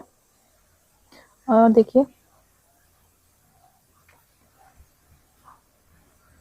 देखिए इस वृक्ष की बहुत सी शाखाएं होती है जिन पर घने पत्ते लगे होते हैं। नहीं, इसमें पत्ते जो है बहुत कम होते हैं। ठीक है, घने पत्ते नहीं लगे होते हैं, तो ये गलत हो जाएगा। तो यहाँ पे देखिए करेक्ट हो जाएगा डी है आपका, और ये नहीं है, ये सही है, ये सही, ए सी डी सही है। ठीक है, ए सी डी दिया गया है, ऑप्शन 1 में ही दिया गया है, ए सी और डी, ऑप्शन 1 करेक्ट हो जाएगा। क्वेश्चन 71 है, हमारे देश में ऐसे गांव हैं जहां के ग्रामवासी अत्यधिक वर्षा होने के कारण अपने घरों को बांस के खंभों पर जमीन से 10 से 12 फीट यानी कि 3 से 3.5 मीटर 3.5 मीटर ऊंचाई पर बनाते हैं। इन घरों को अंदर से लकड़ी का ही बनाया जाता है। यह गांव कहाँ होने चाहिए? तो यहाँ पे देखिए ऐसी जो है घर बनाते हैं जो कि बांस के खंभों पर जमीन से 10 से 12 फीट ऊपर बनाए जाते हैं। ठीक है, यानी कि कुछ ऐसा घर है क्योंकि पानी अधिक होने के कारण जो है मान लीजिए बांस को जो है कुछ ऊंचा करके यहाँ पे, और यहाँ पे जो है ये लोग घर अपना बनाते हैं। ठीक है, तो घर जो है किस चीज का बनती है, लकड़ी का ही बनती है, लेकिन घर जो है पानी होने के कारण ऊपर बनती है। ठीक है, बांस को खंभा को गाड़ कर उसके पश्चात जो है ऊपर बनाई जाती है। और यहाँ पे देखिए इन घरों के अंदर लकड़ी मैंने घर के अंदर जो है लकड़ी से ही बनी होती है। तो ये गांव कहाँ होने चाहिए थे? आपके ऑप्शन है हिमाचल प्रदेश, तमिलनाडु, असम, उत्तराखंड। तो करेक्ट आंसर यहाँ पे हो जाएगा आपका ऑप्शन 3 असम। ठीक है, असम में जो है इस प्रकार के घर मिलेंगे और जंगली जानवर से बचने के लिए और साथ में बारिश के पानियों से बचने के लिए जो है इस प्रकार से घर बनाए जाते हैं। तो ऑप्शन 3 राइट हो जाएगा। क्वेश्चन 72 है, नीचे दिए गए हमारे देश के किस राज्य केंद्र शासित प्रदेश के अधिकांश सामान्य लोगों को नारियल डली हुई किसी भी करी के साथ उबला हुआ टेपियोका खाना सबसे अच्छा लगता है? तो देखिए टेपियोका देखते ही आप समझ जाइएगा ये जो है केरल के लोगों को पसंद है। ठीक है, तो टेपियोका ये हर बार पूछा जाता है, ध्यान रखेंगे। टेपियोका खाना कौन पसंद करते हैं? केरल के लोग पसंद करते हैं, और नारियल की डली हुई किसी भी करी के साथ। ठीक है, तो यहाँ पे करेक्ट आंसर हो जाएगा ऑप्शन 4। क्वेश्चन 73 है, बिहार राज्य के लोगों के लिए मधुमक्खी पालन की प्रक्रिया शुरू करने का सर्वोत्तम समय कौन सा है? तो मधुमक्खी पालन करने के लिए जो है सबसे सर्वोत्तम समय कौन सा माना जाता है? तो ठंडा का दिन होता है। तो यहाँ पे देखिए ऑप्शन है अक्टूबर से दिसंबर, अप्रैल से सितंबर, मार्च से जून, जनवरी से मार्च। तो जनवरी से मार्च नहीं होगा, मार्च से जून भी नहीं होगा, अप्रैल से सितंबर भी नहीं होगा। करेक्ट आंसर यहाँ पे हो जाएगा अक्टूबर से दिसंबर का जो समय होता है ये मधुमक्खी पालन के लिए सबसे सर्वोत्तम समय माना जाता है। तो ऑप्शन यहाँ पे 1 सही हो जाएगा। नेक्स्ट है क्वेश्चन 74। देखिए दिया गया है मानव पोषण के संदर्भ में स्वांगीकरण का अर्थ है। तो स्वांगीकरण क्या है? यहाँ पे देखिए भोजन से जो ऊर्जा प्राप्त करने की प्रक्रिया होता है उसे हम लोग स्वांगीकरण बोलते हैं। ठीक है, तो यहाँ पे देखिए क्या दिया गया है, पचा हुआ भोजन का क्षुद्रांत की भित्ति में अवशोषित होना एवं रुधिर वाहिकाओं में प्रवेश करना, ये नहीं होगा।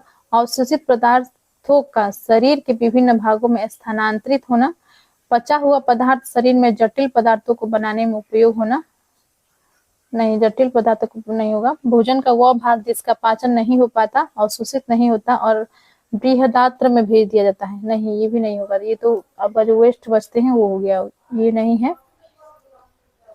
तो स्वांगीकरण क्या है? अवशोषित पदार्थों का शरीर के विभिन्न भागों में स्थानांतरित होना। ऑप्शन सेकंड करेक्ट हो जाएगा। क्वेश्चन 75 है, उस खेत की मृदा के विषय में विचार कीजिए जिसमें कोई किसान रासायनिक उर्वरकों और कीटनाशियों का अधिकाधिक उपयोग करके अपने खेतों में बार बार धान की फसल उगा रहा है। आपके विचार से उसके इस व्यवहार के उसके खेतों की मृदा, तो देखिए बार बार जो है किसान क्या कर रहा है, अत्यधिक वो रासायनिक उर्वरकों का और कीटनाशकों का प्रयोग कर रहा है, तो इससे जो है उसके खेत पर क्या असर पड़ेगा ये आपसे पूछा गया है। ठीक है, तो ऑप्शंस देखिए यहाँ पे क्या क्या है। अन्य फसलों के लिए अधिक उपजाऊ हो जाएगी, उपजाऊ नहीं होगी बल्कि मिट्टी जो है वो खराब हो जाती है। ठीक है, बार बार अधिक रासायनिक जो उर्वरक है इनका प्रयोग से। ठीक है, तो ये गलत हो जाएगा। केवल धान की फसल के लिए उपयुक्त बनेगी, नहीं, किसी भी फसल के लिए उपयुक्त ये नहीं बनेगी।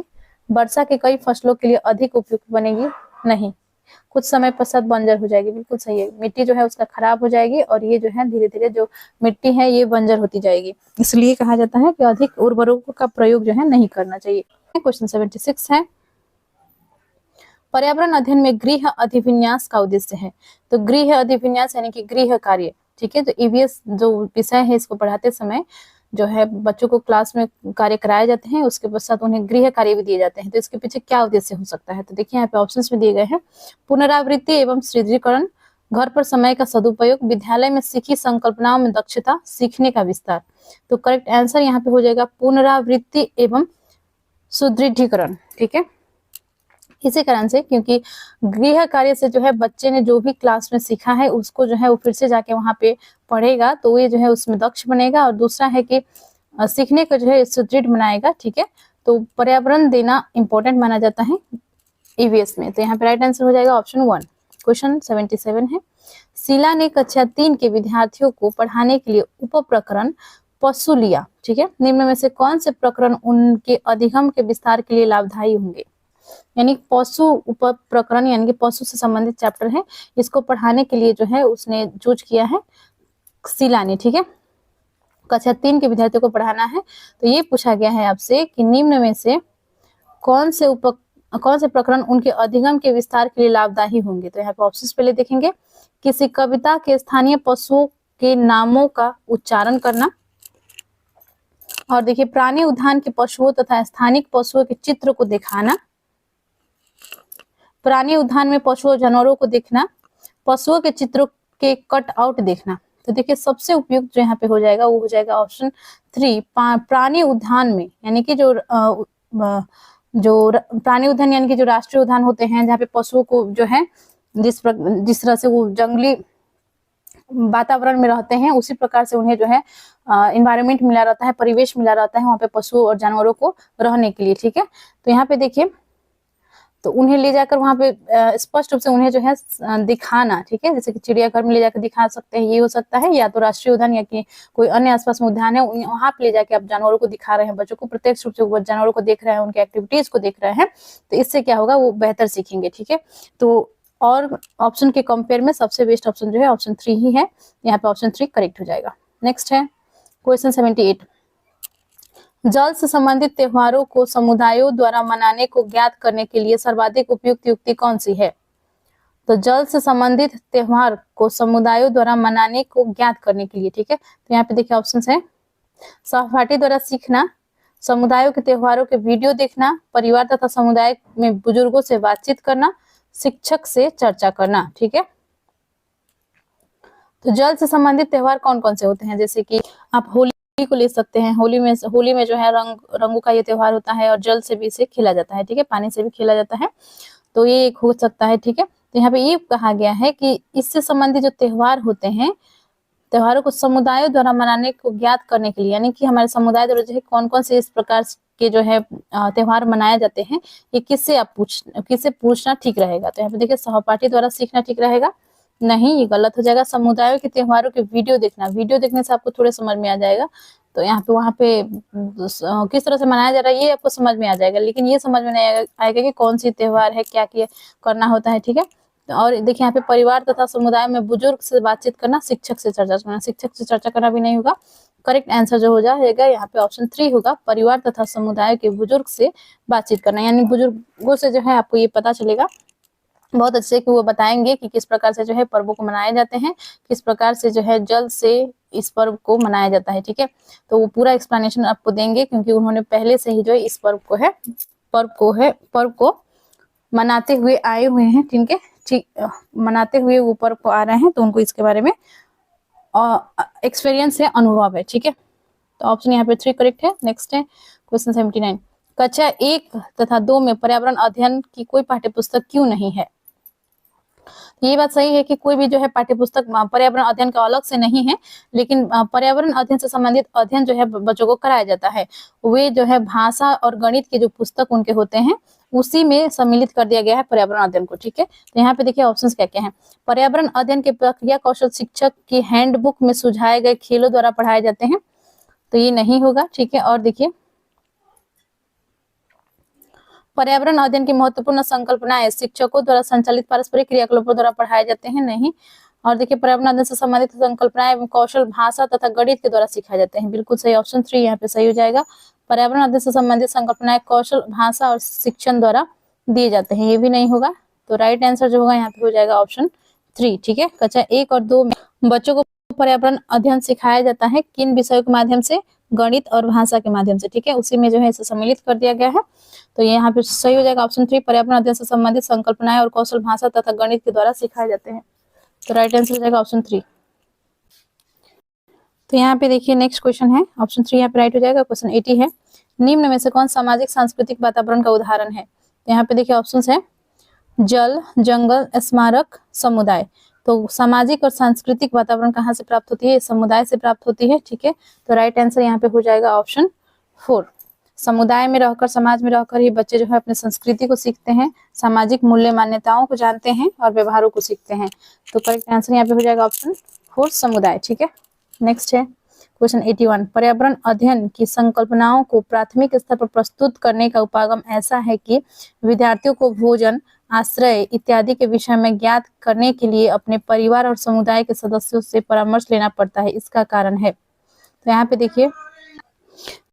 देखिए ये कहा गया है कि पर्यावरण अध्ययन की संकल्पनाओं को प्राथमिक स्तर पर प्रस्तुत करने का उपागम ऐसा है कि विद्यार्थियों के भोजन, आश्रय इत्यादि के विषय में ज्ञात करने के लिए अपने परिवार समुदाय के सदस्यों से परामर्श लेना पड़ता है, यानी विद्यार्थियों का जो भोजन है, आश्रय है, इसके संबंधित जानकारी जो है उन्हें समुदाय से लेना पड़ता है। तो ये जो है पर्यावरण अध्ययन का जो है ये एक तरीका है, ठीक है, प्राथमिक स्तर पर। तो ये क्यों है ये पूछा गया, इसका क्या कारण है। तो बच्चे जो है समाज में रहकर, समुदाय में रहकर वो इन चीजों को सीखते हैं, ठीक है, इन चीजों के बारे में जानते हैं। तो यहाँ पे देखिए ऑप्शन है विद्यार्थियों अपने परिवार और समुदाय के सदस्यों के निकट है, नहीं ये नहीं होगा। परिवार और समुदाय भोजन, आश्रय इत्यादि के संबंध में अधिक जानकारी रखते हैं, नहीं ये भी नहीं होगा। और देखिए दिया गया है अधिगम का प्राथमिक स्रोत विद्यार्थियों की सामाजिक सांस्कृतिक पृष्ठभूमि है, बिल्कुल सही है। पियाजे के मनोवैज्ञानिक नियम सीखने की सामाजिक अन्योन्य क्रियाओं पर आधारित है, नहीं सामाजिक अन्योन्य क्रियाओं पर आधारित नहीं है, वो जो है संज्ञानात्मक विकास का सिद्धांत उन्होंने दिया था, ये भी गलत हो जाएगा। तो राइट आंसर जो होगा यहाँ पे हो जाएगा ऑप्शन 3, अधिगम का प्राथमिक स्रोत विद्यार्थियों की सामाजिक सांस्कृतिक पृष्ठभूमि है। तो समाज में रहकर संस्कृति को अपने जानकर हुए सभी जो है धीरे धीरे बच्चे सीखते हैं, ठीक है। तो प्राथमिक स्रोत उनका वही होता है, तो ऑप्शन यहाँ पे 3 राइट हो जाएगा। नेक्स्ट है क्वेश्चन 82, संज्ञानात्मक बाधित विद्यार्थियों को पर्यावरण अध्ययन पढ़ाने की कौन सी युक्ति सर्वाधिक उपयुक्त है? तो देखिए, संज्ञानात्मक रूप से जो बाधित बच्चे हैं, जिन्हें जो है कुछ समझने में दिक्कत होती होगी, ठीक है, और परेशानी को जो है उन्हें सामना करना पड़ता होगा अधिगम करने के लिए, ठीक है। तो यहाँ पे देखिए ये कहा गया है,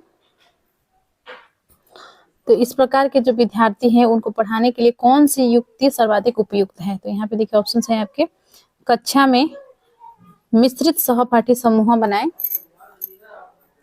और देखिए पढ़ाने के लिए श्रव्य पाठों का अधिक विकास करें। सुनने वाले जो पाठ हैं, माने सुनकर बच्चे सीखने का जो प्रयास करे उसे श्रव्य पाठ कहा जाता है, ठीक है, इसका अधिक विकास करें। और देखिए कार्यों को भागों में बांटे और पृथक रूप से भागों को पूरा करें। स्पर्शी शिक्षण अधिगम सामग्रियों का अधिक उपयोग करें।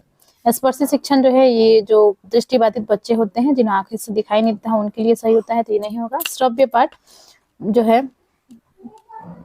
ये भी जो है उन्हीं के लिए उपयुक्त होता है, क्योंकि वो देख नहीं सकते हैं लेकिन कानों से सुन सकते हैं, ठीक है, तो सुनकर वो पढ़ते हैं, उनके लिए सही होता है। मिश्रित सहपाठी समूह बनाए, ये भी नहीं होगा। राइट आंसर जो हो जाएगा यहाँ पे हो जाएगा ऑप्शन 3। जो संज्ञानात्मक रूप से बाधित हैं, जिन्हें जो है समझने में थोड़ा कठिनाई होती है, तो वे जो है लंबे प्रश्नों को जल्दी नहीं समझ पाते हैं, तो उन्हें छोटे छोटे भागों में बांटकर उन्हें समझाने का प्रयास किया जाता है, तो इससे वो समझ पाते हैं। तो यहाँ पे ऑप्शन 3 राइट हो जाएगा, कार्यों को भागों में बांटे और पृथक रूप से भागों को पूरा करें। क्वेश्चन 83 है, पाठ योजना में ईवीएस की विषय वस्तु के विश्लेषण हेतु निम्न में से कौन सा आवश्यक चरण है? तो यहाँ पे देखिए ऑप्शन है, सामग्री के उद्देश्य को गठन करना, सामग्री को सिखाने के संसाधनों की पहचान करना, अनुदेशीय उद्देश्यों के आकलन की परियोजना बनाना, संकल्पना मानचित्र बनाना, ठीक है। तो यहाँ पे देखिए पाठ योजना में, ठीक है, ईवीएस की विषय वस्तु के विश्लेषण हेतु कौन सा सही रहेगा? तो ये हो जाएगा संकल्पना मानचित्र बनाना, ठीक है, संकल्पना मानचित्र बनाना सबसे सही हो जाएगा।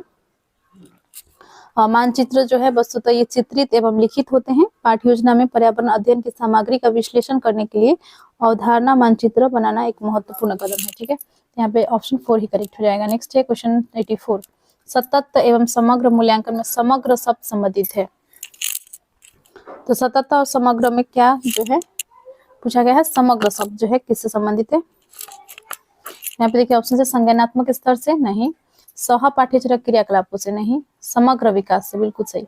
बच्चों का जो है समग्र विकास शैक्षिक क्षेत्र से नहीं होगा।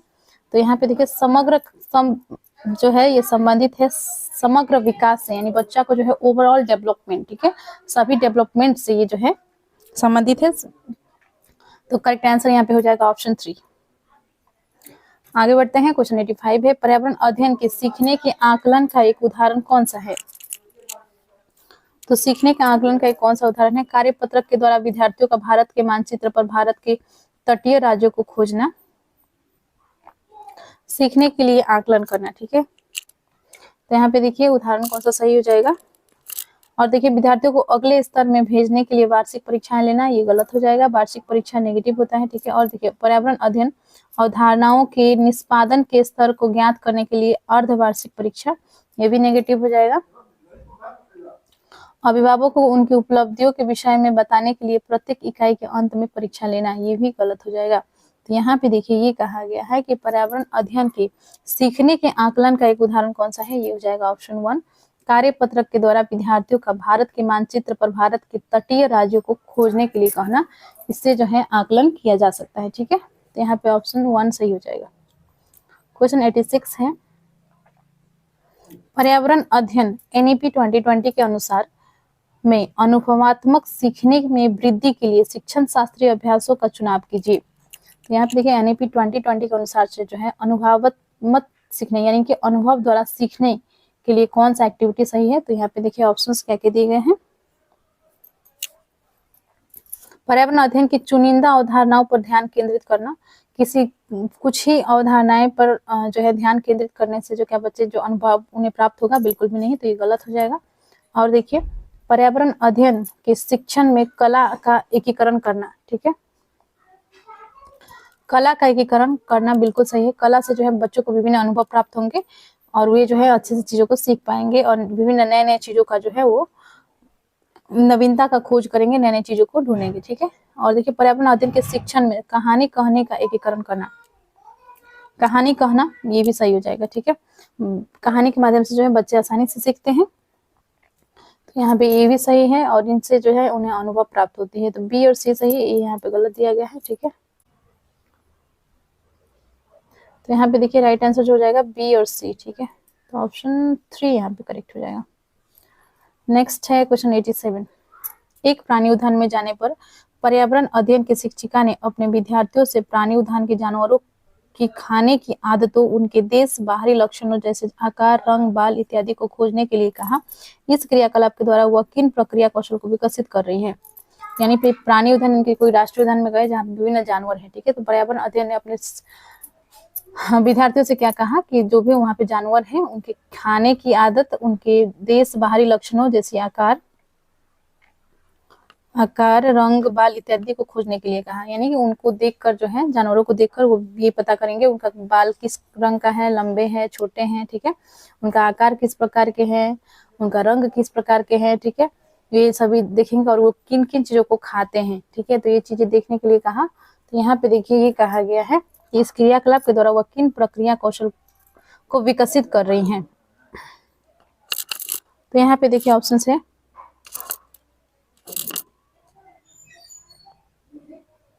यहाँ पे देखिए अवलोकन, प्रश्न पूछना, संवाद, प्रयोग करना।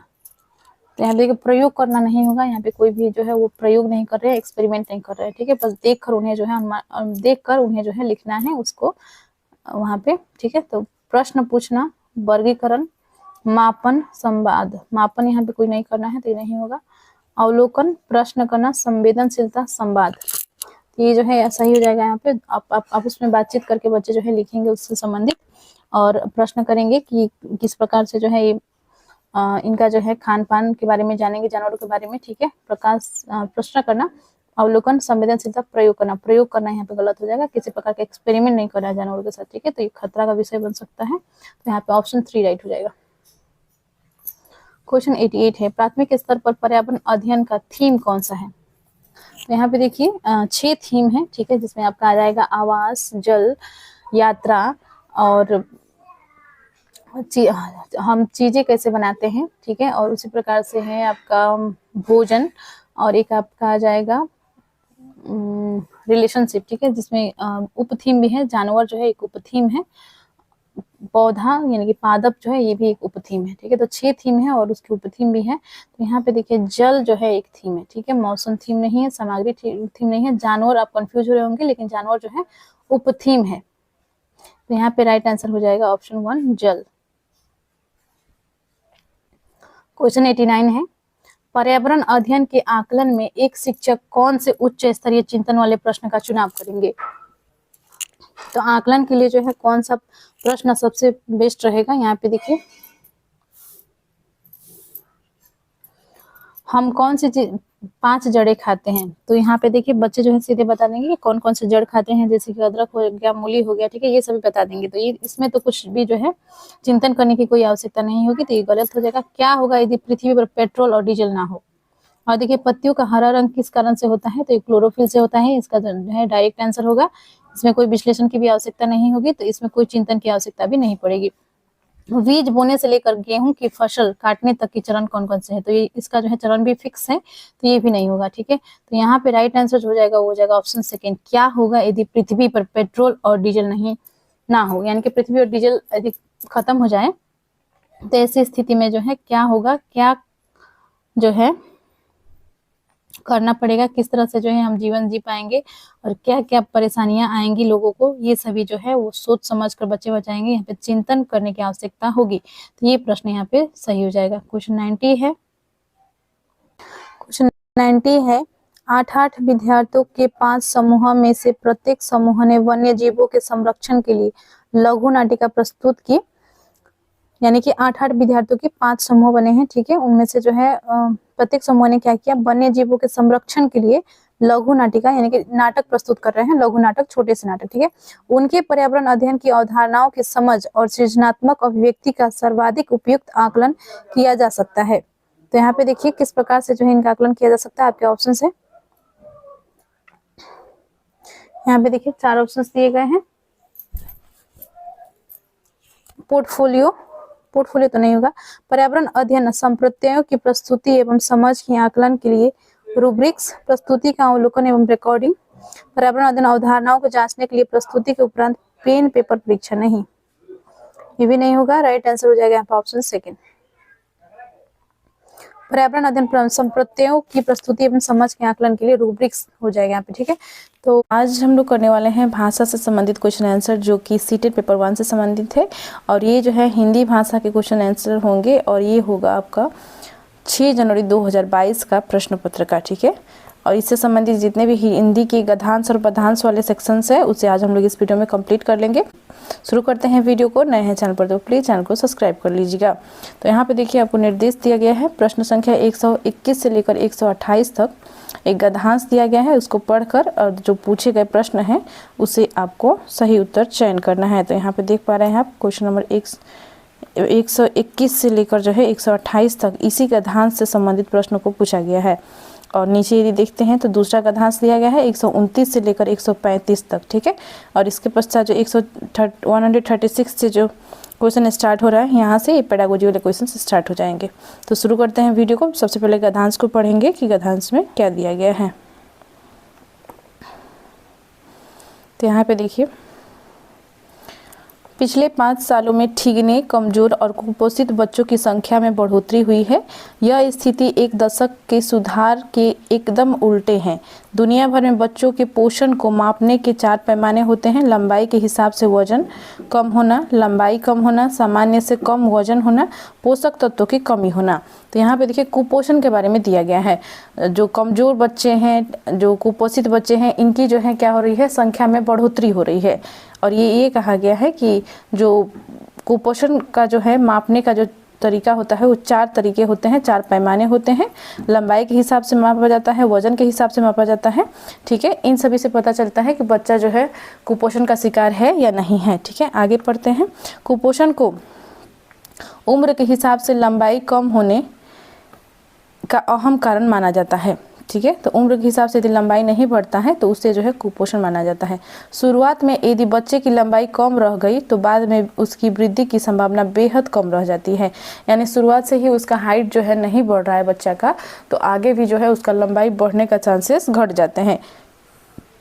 बीते कुछ वर्षों में ग्रामीण क्षेत्रों में अति कुपोषित बच्चों की संख्या में कमी आई है।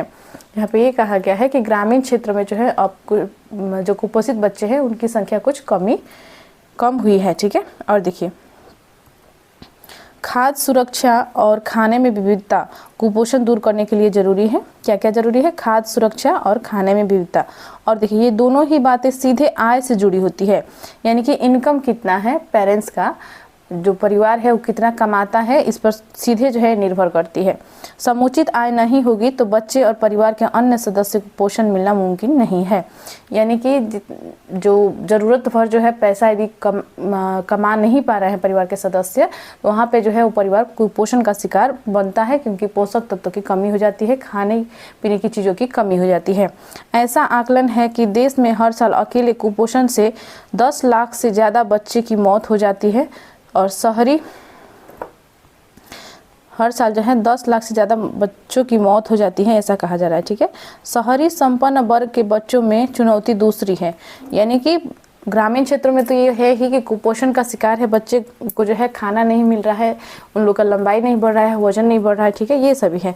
और शहरी क्षेत्र में क्या चुनौतियां हैं ये देख लेते हैं। यहाँ मोटापा बढ़ता जा रहा है। शहरी क्षेत्र के क्या प्रॉब्लम है? मोटापा जो है उनका बढ़ता जा रहा है। इसकी एक बड़ी वजह दौड़ भाग के खेलों में कम हिस्सा लेना है। बाहरी खेलों में हिस्सा लेना शहरी बच्चों ने पहले ही कम कर दिया था, कोरोना काल में तो यह एकदम बंद हो गया। यानी कि पहले ही जो है धीरे धीरे, आजकल तो देखते ही बच्चे जो है अधिकतर मोबाइल में गेम्स खेल रहे होते हैं, वीडियोस देख रहे होते हैं। जो रिच फैमिली से हैं, जो अमीर घराने के बच्चे हैं, उनमें ये सभी लत लगे हुए होते हैं और शारीरिक जो खेल होते हैं, क्रियाकलाप होते हैं, वो बहुत कम करते हैं। तो इन्हीं के कारण से जो है उनमें मोटापा आती जा रही है।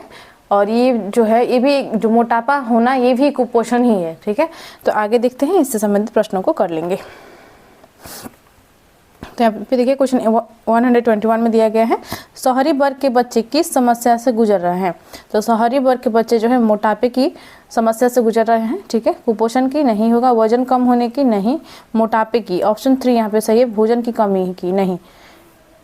ये सभी तीनों समस्या से जो है ग्रामीण बच्चे गुजर रहे हैं और मोटापा से जो है शहरी बच्चे गुजर रहे हैं। तो ऑप्शन यहाँ पे 3 करेक्ट हो जाएगा। 121 है, बच्चों के पोषण को मापने का पैमाना नहीं है। तो किस प्रकार से जो है बच्चों का पोषण को नहीं मापा जाता है? 4 पैमाने बताए गए, जिसमें वजन था, लंबाई था, पोषक तत्व था। लेकिन क्या सामाजिक श्रेणी से ये पता चलता है कि बच्चे का जो है पोषण जो है उसको भरपूर मात्रा में मिल रहा है, नहीं मिल रहा है? ये नहीं पता चलेगा। तो ये जो है मापने का तरीका नहीं है, पोषण मापने का तरीका नहीं है, सामाजिक श्रेणी। ठीक है, सामाजिक श्रेणी ये बताती है कि समाज में जो है आपका किस प्रकार से आपका क्या स्टेटस है। ठीक है, और देखिए 123 है, विगत वर्षों में ग्रामीण क्षेत्रों में किन बच्चों की संख्या में कमी आई है? तो देखिए यहाँ पे कहा गया है कि ग्रामीण क्षेत्रों में जो है कुपोषित बच्चों की संख्या में कमी आई है। जैसा कि हमने पैराग्राफ में पढ़ा था, यहाँ पे था ये, तो यहाँ पे देखिए यहाँ पे दिया गया है, बीते कुछ वर्षों में ग्रामीण क्षेत्रों में अति कुपोषित बच्चों की संख्या में कमी आई है। ठीक है, तो यहाँ पे देखिए क्वेश्चन में ही आपसे पूछा गया है, विगत वर्षों में ग्रामीण क्षेत्रों में किन बच्चों की संख्या में कमी आई है? कुपोषित बच्चे, मोटापे से ग्रस्त बच्चे, ज्यादा वजन वाले बच्चे, कम लंबाई वाले बच्चे। तो राइट आंसर यहाँ पे हो जाएगा कुपोषित बच्चे। ठीक है, आगे देखते हैं 124 है, कुपोषण को दूर किया जा सकता है खाद्य सुरक्षा से, खाने की विविधता से, आर्थिक आय बढ़ाने से। तो देखिए आर्थिक आय बढ़ाने से नहीं बल्कि खाद्य सुरक्षा से और खाने की विविधता से, जैसे कि पैराग्राफ में बताया गया है। ठीक है, तो यहाँ पे 1 और 2 सही है और 3 सही नहीं है। तो यहाँ पे राइट आंसर हो जाएगा केवल 1 और 2। वो 125 है, शहरी बच्चों में मोटापे की समस्या को दूर करने का कारगर उपाय होगा कि बच्चों को, तो बच्चों को जो है क्या कराना चाहिए ताकि उनका मोटापा कम हो जाए, जो शहरी क्षेत्र के बच्चे हैं इनका? तो यहाँ पे देखिए कम खाने के लिए प्रेरित किया जाए। नहीं, कम खाने के लिए नहीं प्रेरित करना है, बल्कि उन्हें जो है ये कहा गया है पैराग्राफ में कि उन्हें जो दौड़ भाग वाली जो कार्य है उनमें संलग्न करना, उन सभी खेलों में उन्हें जो है शामिल करना। ठीक है, तो यहाँ पे देखिए दौड़ भाग वाले खेलों में शामिल किया जाए, बिल्कुल सही है। पोषक तत्व वाले भोजन करने के लिए कहना, नहीं। उचित चिकित्सा सुविधाएं उपलब्ध कराना, ये सभी तो उनको ऑलरेडी उपलब्ध है, बस उपलब्ध वे जो है क्या नहीं कर रहे हैं, दौड़ भाग वाले काम नहीं कर रहे हैं। तो यहाँ पे ऑप्शन सेकंड राइट हो जाएगा, दौड़ भाग वाले खेलों में शामिल किया जाए। 126 है, गद्यांश में डैश और डैश के बीच के संबंध पर प्रकाश डाला गया है। तो यहाँ पे देखिए आपके ऑप्शन से आय मोटापे, पोषण आय, पोषण शहर, पोषण खेलकूद। तो किसके संबंध में डाला गया है प्रकाश? आय और मोटापे के संबंध में, यानी आय जो है, आय और मोटापे नहीं, आय और मोटापे नहीं होगा, यहाँ पे माफ कीजिएगा गलती हो गया, पोषण और आय के संबंध में डाला गया है कि यदि परिवार जो है अच्छा कमा रहा है, अच्छा उनका इनकम है, तो पोषक तत्व जो है उनको भरपूर मात्रा में मिल पाएगा। यदि नहीं कमा रहा है, उनका इनकम कम है, तो पोषण जो है उनका अधूरा रह जाएगा, यानी कि उनका पोषण जो है उनको भरपूर मात्रा में नहीं मिल पाएगी। ठीक है, तो इसी संबंध में ये पैराग्राफ गद्यांश दिया गया है, तो ऑप्शन सेकेंड यहाँ पे सही हो जाएगा। 127 है, कौन सा शब्द समूह से भिन्न है? कुपोषित, शहरी, ठिगने, लंबाई। यहाँ पे देखिए शहरी शब्द अलग है, ठीक है, क्योंकि कुपोषित, ठिगने, लंबाई ये सभी जो है कुपोषण से जुड़े हुए शब्द हैं, लेकिन जो शहरी शब्द है ये जो है डिफरेंट है यहाँ पे। और देखिए अति कुपोषित बच्चे में अति शब्द में, अति शब्द क्या है, अति शब्द क्या है ये पूछा गया है। संज्ञा, क्रिया विशेषण, विशेषण, प्रविशेषण। तो अति जो है ये हो जाएगा आपका प्रविशेषण। ठीक है, राइट आंसर यहाँ पे हो जाएगा ऑप्शन 4।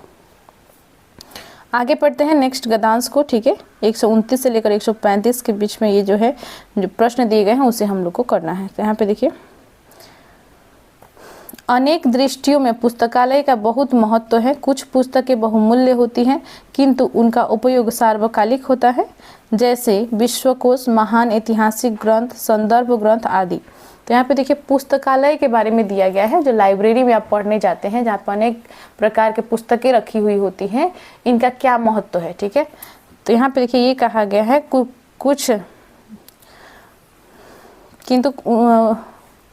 कुछ पुस्तकें जो है बहुत ही बहुमूल्य होती हैं, जिनका उपयोग जो है सार्वकालिक होता है। तो जैसे कि कौन कौन से ग्रंथ हैं, जैसे विश्वकोश, महान ऐतिहासिक ग्रंथ, संदर्भ ग्रंथ आदि।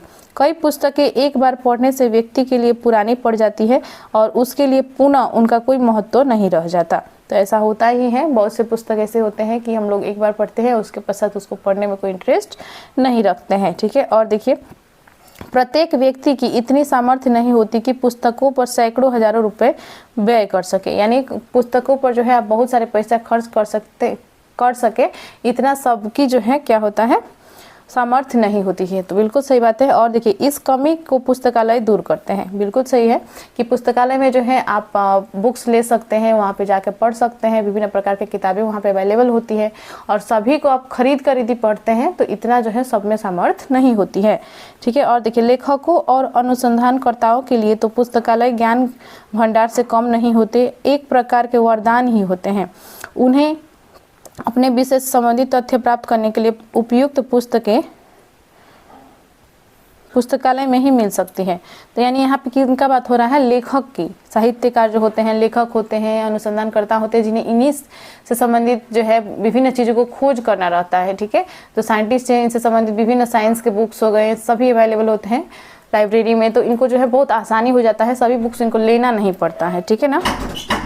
और देखिए दिया गया है जनसाधारण के लिए पुस्तकालय ज्ञानवर्धन और मनोरंजन का अनुपम साधन है। पुस्तकालयों का जितना उपयोग ज्ञान वृद्धि के लिए किया जाता है उससे कहीं अधिक मनोरंजन के लिए किया जाता है। तो यहाँ पे देखिए क्वेश्चंस दिए गए हैं 129 से लेकर 135 तक के आपको प्रश्नों को सॉल्व करना है, इसी से संबंधित होंगे। ठीक है। कर लेते हैं प्रश्नों को। प्रश्न है निम्नलिखित में से कौन सी पुस्तक सार्वकालिक महत्व नहीं होती है। तो यहाँ पे देखिए कुछ पुस्तकें दिए गए थे, जैसे अपने पैराग्राफ में अभी पढ़ा कि मैं दिखा देती हूँ। तो यहाँ पे देखिए कौन कौन से हैं, जैसे कि विश्वकोश है, महान ऐतिहासिक ग्रंथ, संदर्भ ग्रंथ आदि, ये सभी जो है क्या है सार्वकालिक उपयोग इनका होता है। तो यहाँ पे देखिए प्रश्न में पूछा गया है कि निम्नलिखित में कौन सी पुस्तक सार्वकालिक महत्व नहीं होती है, यानी कौन जो है सार्वकालिक इसका उपयोग नहीं होता है। तो विश्वकोश तो होता है, महान ऐतिहासिक ग्रंथ ये भी होता है, सतही पुस्तकें, संदर्भ ग्रंथ ये होता है, सतही पुस्तकें नहीं होती है। ठीक है। तो राइट आंसर यहाँ पे हो जाएगा ऑप्शन 3 सतही पुस्तकें। और देखिए पुस्तकालय किसके ज्ञानवर्धन तथा मनोरंजन का साधन है। तो ये यहाँ पे जैसे कि अभी भी हमने पढ़ा था, लास्ट में ये लाइन था कि मनोरंजन जनसाधन के लिए पुस्तकालय ज्ञानवर्धन और मनोरंजन का अनुपम साधन है। ठीक है। तो यहाँ पे देखिए क्या पूछा गया है कि पुस्तकालय किसके ज्ञानवर्धन तथा मनोरंजन का साधन है। तो करेक्ट आंसर यहाँ पे हो जाएगा जन सामान्य वर्ग के लिए, यानी कि जन सामान्य के लिए। ठीक है। ऑप्शन 4 राइट है। 131 है पुस्तकालय का संधि विच्छेद है पुस्तक प्लस अलय नहीं, पुस्तक प्लस आलय, पुस्त प्लस आलय नहीं, पुस्तका प्लस आलय, ये भी नहीं होगा, ये भी नहीं होगा। राइट आंसर जो होगा ये हो जाएगा पुस्तक प्लस आलय पुस्तकालय। ठीक है। ऑप्शन 2 करेक्ट है। निम्नलिखित में से कौन सी पुस्तक की विशेषता नहीं है, बहुमूल्य, ज्ञान, मनोरंजन, अमंगलकारी। तो क्या पुस्तक अमंगलकारी होते हैं, बिल्कुल भी नहीं। बहुमूल्य होते हैं, ज्ञान देते हैं, मनोरंजन कराते हैं, लेकिन अमंगलकारी नहीं होते। तो ऑप्शन 4 करेक्ट है। पुस्तकालयों की आवश्यकता होती है क्योंकि, तो पुस्तकालयों की क्यों आवश्यकता होती है, प्रत्येक व्यक्ति पुस्तकों पर हजारों रुपए खर्च नहीं कर सकता, क्या इसलिए आवश्यक है, नहीं। पुस्तकालय सामाजिक स्तर दर्शाते हैं, बिल्कुल भी नहीं। पुस्तकालय में ही पुस्तकें रखी जा सकती है। और ऑप्शन देखिए पुस्तकालय में ही शांति से अध्ययन किया जा सकता है। तो यहाँ पे करेक्ट आंसर जो हो जाएगा ये हो जाएगा पुस्तकालय में ही पुस्तकें रखी जा सकती है। ऑप्शन 3 यहाँ पे करेक्ट हो जाएगा। नेक्स्ट है 134 प्रत्येक का संधि विच्छेद क्या है। तो प्रत प्लस 1 नहीं, प्र प्लस 1 नहीं, प्रति प्लस 1। ऑप्शन 3 राइट हो जाएगा। प्रत्येक का जो संधि विच्छेद हो जाएगा यहाँ पे प्रत्यय और उपसर्ग जो है हो जाएगा, प्रत्यय हो जाएगा और उपसर्ग हो जाएगा 1। ठीक है। प्रति प्लस 1 प्रत्येक। और देखिए लेखकों तथा अनुसंधानकर्ताओं के पुस्तकालय के लिए पुस्तकालय वरदान है क्योंकि वहाँ उन्हें अपने विषय से संबंधित जानकारी प्राप्त करने के लिए उपयुक्त पुस्तकें प्राप्त हो जाती है। वहाँ उन्हें बैठकर पढ़ने के लिए स्थान मिल जाता है, नहीं। वहाँ केवल लेखकों और अनुसंधानकर्ताओं को ही प्रवेश की अनुमति होती है, सभी की अनुमति होती है, ऐसा नहीं है। ठीक है।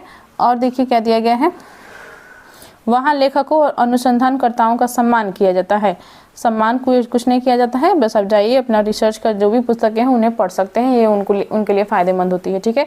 तो यहाँ पे देखिए राइट हो जाएगा ऑप्शन 1, वहाँ उन्हें अपने विषय से संबंधित जानकारी प्राप्त करने के लिए उपयुक्त पुस्तकें प्राप्त हो जाती है। तो ऑप्शन 1 यहाँ पे करेक्ट हो जाएगा। आज हम लोग करने वाले हैं हिंदी से संबंधित पेडागोजी का क्वेश्चन, जो कि 6 जनवरी 2022 का पेपर का होगा। और क्वेश्चन 136 से जो है आपके हिंदी पेडागोजी के क्वेश्चन से स्टार्ट होंगे आपके क्वेश्चन पेपर में। यदि आपने भाषा 2 में हिंदी ले रखा है और यदि आपने भाषा 1 में हिंदी ले रखा है तो आपके क्वेश्चन होंगे 106 से। ठीक है। तो शुरू करते हैं वीडियो को। क्वेश्चन 136 है, शिक्षिका ने कक्षा 4 के विद्यार्थियों को 6-6 के समूह में बांटा और उन्हें बिना अंत वाली एक लघु कथा दी। उसके बाद उसने कल्पना करने, चर्चा करने, अंतिम रूप देकर कहानी का अंत लिखने के लिए कहा। इस गतिविधि द्वारा शिक्षिका उन्हें किस कौशल का विकास कर रही है? यहाँ पे देखिए शिक्षिका ने क्या किया है कि बिना अंत वाले, यानी कि ऐसा जो है उन्होंने लघु कथा दिया है जिसका निष्कर्ष नहीं है उसमें, ठीक है। तो निष्कर्ष लिखने के लिए जो है वो बच्चों को कह रही है और उन्होंने किस प्रकार से एक एक्टिविटी को कराया है, 6-6 के समूह में बच्चों को बांट दिया है। कक्षा 4 के बच्चे हैं और 6-6 के समूह में बच्चों को बांट दिया है। उन्होंने सबसे पहले तो लघु कथा को पढ़ा, उसके पश्चात जो है वो क्या कर रहे हैं, लघु कथा को पढ़ने के पश्चात उसका निष्कर्ष उन्हें लिखना है, ठीक है। तो यहाँ पे देखिए कौन सा जो है इस गतिविधि द्वारा वो किस कौशल का विकास कर रही हैं, बच्चों के किस कौशल का विकास इससे होगा। एक तो सिंपल है कि लेखन कौशल का तो विकास होगा ही, तो किस प्रकार के लेखन कौशल के विकास होंगे। तो यहाँ पे देखिए आपके ऑप्शंस हैं, नियंत्रित लेखन, निर्देशित लेखन, रचनात्मक लेखन, उत्पाद लेखन। तो करेक्ट आंसर यहाँ पे हो जाएगा रचनात्मक लेखन, क्योंकि बच्चे जो है उससे संबंधित कथा को पढ़ेंगे तो उससे संबंधित जो है वो चीज़ों को निष्कर्ष निकालने के लिए जो है उसमें जो है सोचेंगे, चिंतन करेंगे और रचनात्मक बनेंगे, ठीक है। तो यहाँ पर रचनात्मक लेखन सही हो जाएगा। नेक्स्ट है क्वेश्चन 137, भाषा अधिगम के लिए शब्दकोश एक महत्वपूर्ण औजार है। शब्दकोश यानी कि डिक्शनरी जो है वो, ठीक है। और निम्नलिखित में से कौन सा शब्दकोश के प्रयोग के विषय में सबसे कम महत्वपूर्ण है, यानी सबसे कम महत्वपूर्ण कौन सा है, सबसे कम यूज किसका होता है, जो शब्दकोश है इससे संबंधित है। यहाँ पे देखिए सबसे पहले जो है इसका ऑप्शंस को देखेंगे। किसी शब्द की वर्तनी का पता लगाना, तो शब्दकोश के माध्यम से जो है हम स्पेलिंग पता लगाते हैं, ठीक है, वर्तनी का पता लगाते हैं, तो ये सही है। और देखिए किसी शब्द का अर्थ ढूंढना, तो अर्थ ढूंढना तो मुख्य कार्य ही है, शब्दकोश से जो है अर्थ ही ढूंढना मेन कार्य होता है हम लोग का, ये भी सही है। किसी शब्द का कर्मवाच्य रूप जांचना, यह भी सही है। किसी शब्द के भाषा भेद की जांच करना, यहाँ पे ये गलत हो जाएगा, इसके लिए जो है ये कम महत्वपूर्ण है, ठीक है। यानी भाषा भेद को जांचने के लिए जो है, किसी शब्द का भाषा भेद को जांचने के लिए जो है इसका उपयोग कम होता है शब्दकोश का। ऑप्शन 4 राइट हो जाएगा। नेक्स्ट है क्वेश्चन 138, संज्ञानात्मक अधिगम सिद्धांत किस पर केंद्रित नहीं है। संज्ञानात्मक अधिगम सिद्धांत किस पर केंद्रित नहीं है? आपके ऑप्शन है, मनुष्य अंतर्निहित भाषा युक्ति के साथ जन्म लेता है, तो भाषा युक्ति के साथ जन्म लेता है। तो यहाँ पे देखिए भाषा युक्ति ऐसा कहा था, जो नॉम चॉम्स्की है उन्होंने कहा था कि बच्चे जो है जन्मजात से ही भाषा को सीखने का उनमें क्षमता होती है, ये नहीं कहा था कि भाषा जो है वो सीख कर आते हैं, ठीक है। तो यहाँ पे तो यही गलत लग रहा है। और देख लेते हैं, त्रुटियां अधिगम प्रक्रिया का अभिन्न अंग है, बिल्कुल सही है। बच्चे जो है गलतियां करते हैं, गलतियों से ही वो सीख रहे होते हैं, ठीक है। तो त्रुटियां जो है सीखने की प्रक्रिया में एक जो है ये अभिन्न अंग है, बिल्कुल सही है। भाषा आदत निर्माण की प्रक्रिया के माध्यम से सीखी जाती है, यह भी सही है। बच्चों को जो है, बच्चे जितना बोलेंगे, जितना प्रैक्टिस करेंगे, एक दूसरे विभिन्न दोस्तों से, अपने समाज में, अपने परिवार में लोगों से जितना बातचीत करेंगे, उनका भाषा का विकास उतना ही होगा, ठीक है। और देखिए भाषा तार्किकता तथा मानसिक प्रक्रियाओं के द्वारा सीखी जाती है, तो यह भी सही है, ठीक है। तो यहाँ पे देखिए सही नहीं है पूछा गया है, तो यहाँ पे करेक्ट हो जाएगा ऑप्शन 1, ठीक है। मनुष्य अंतर्निहित भाषा की युक्ति के साथ जन्म लेते हैं, यह सही नहीं है। 139 है, भाषा शिक्षक को विद्यार्थियों में लेखन कौशल का विकास करते हुए आवश्यक रूप में किस पर ध्यान केंद्रित करना चाहिए। तो भाषा शिक्षक को जो है बच्चों के किन पहलुओं पर अधिक ध्यान देना चाहिए, तो यहाँ पे देखिए किसके लिए, लेखन कौशल का विकास के लिए, यानी कि उसका जो है हैंड राइटिंग हो गया या लिखने का जो शब्द जो वो लिख रहा है वो प्रॉपर लिख रहा है कि नहीं लिख रहा है, शुद्ध वर्तनी लिख रहा है कि नहीं लिख रहा है, इन सभी का ध्यान देने के लिए किस पर ध्यान देना आवश्यक है शिक्षक को। अच्छी लिखावट नहीं होगा, व्याकरण पक्ष, शब्द सीमा, विचारों की अभिव्यक्ति। तो विचारों की अभिव्यक्ति नहीं होगा क्योंकि यहाँ पे लेखन की बात हो रही है, ठीक है। शब्द सीमा भी नहीं होगा, तो सबसे ध्यान देना चाहिए वो व्याकरण पक्ष पर देना चाहिए। वो ये जो है व्याकरण को सही से जो है लिख पा रहा है कि नहीं लिख पा रहा है, व्याकरण का सही इस्तेमाल करके स्पेलिंग सही लिख रहा है नहीं लिख रहा है, ठीक है।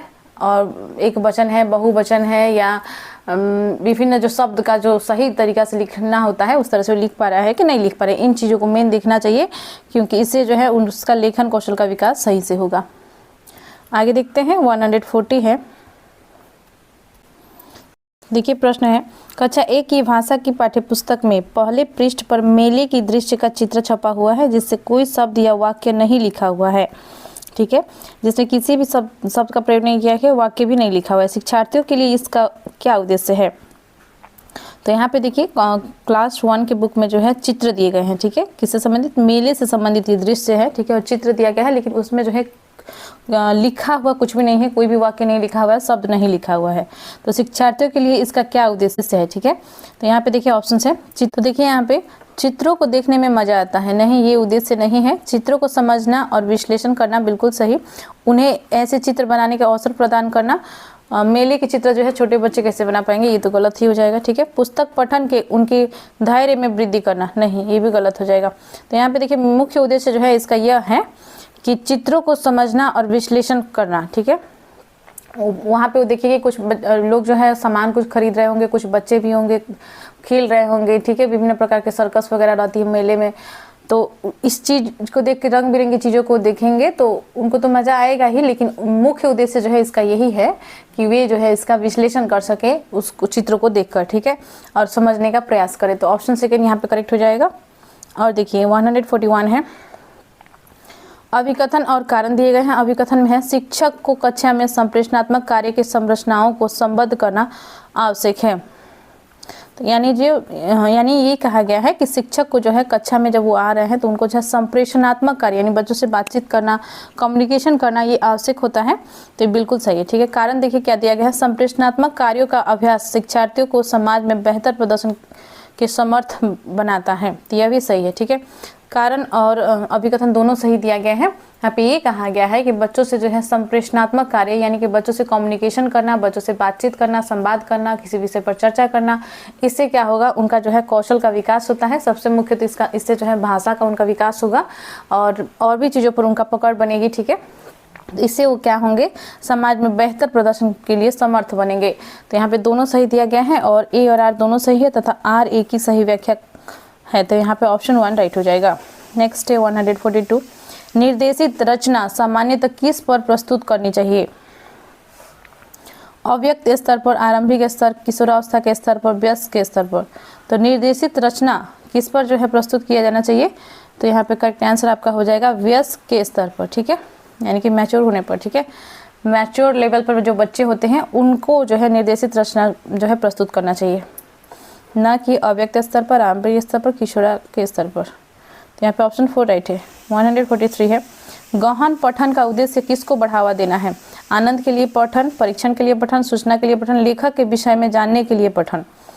तो लेखक कौन से, इसके विषय में जानने के लिए क्या गहन पठन किया जाता है? बिल्कुल भी नहीं। सूचना के लिए, परीक्षण के लिए, आनंद के लिए। तो यहाँ पे देखिए करेक्ट आंसर जो हो जाएगा वो हो जाएगा ऑप्शन सेकेंड, परीक्षण के लिए। ठीक है, तो आप लोग भी अभी गहन पठन ही कर रहे होंगे क्योंकि आप लोग का परीक्षा है, तो परीक्षण के लिए कौन सा पठन किया जाता है? गहन पठन किया जाता है। ठीक है, और देखिए आगे है, युक्ति के रूप में बहुभाषिकता का क्या अर्थ है? विद्यालय में अनेक भाषाओं का शिक्षण, सभी शिक्षार्थियों की मातृभाषाओं का शिक्षण अधिगम, शिक्षार्थियों की भाषाओं का प्रयोग करना, शिक्षार्थियों को विदेशी भाषाएं सीखने में समर्थ बनाना।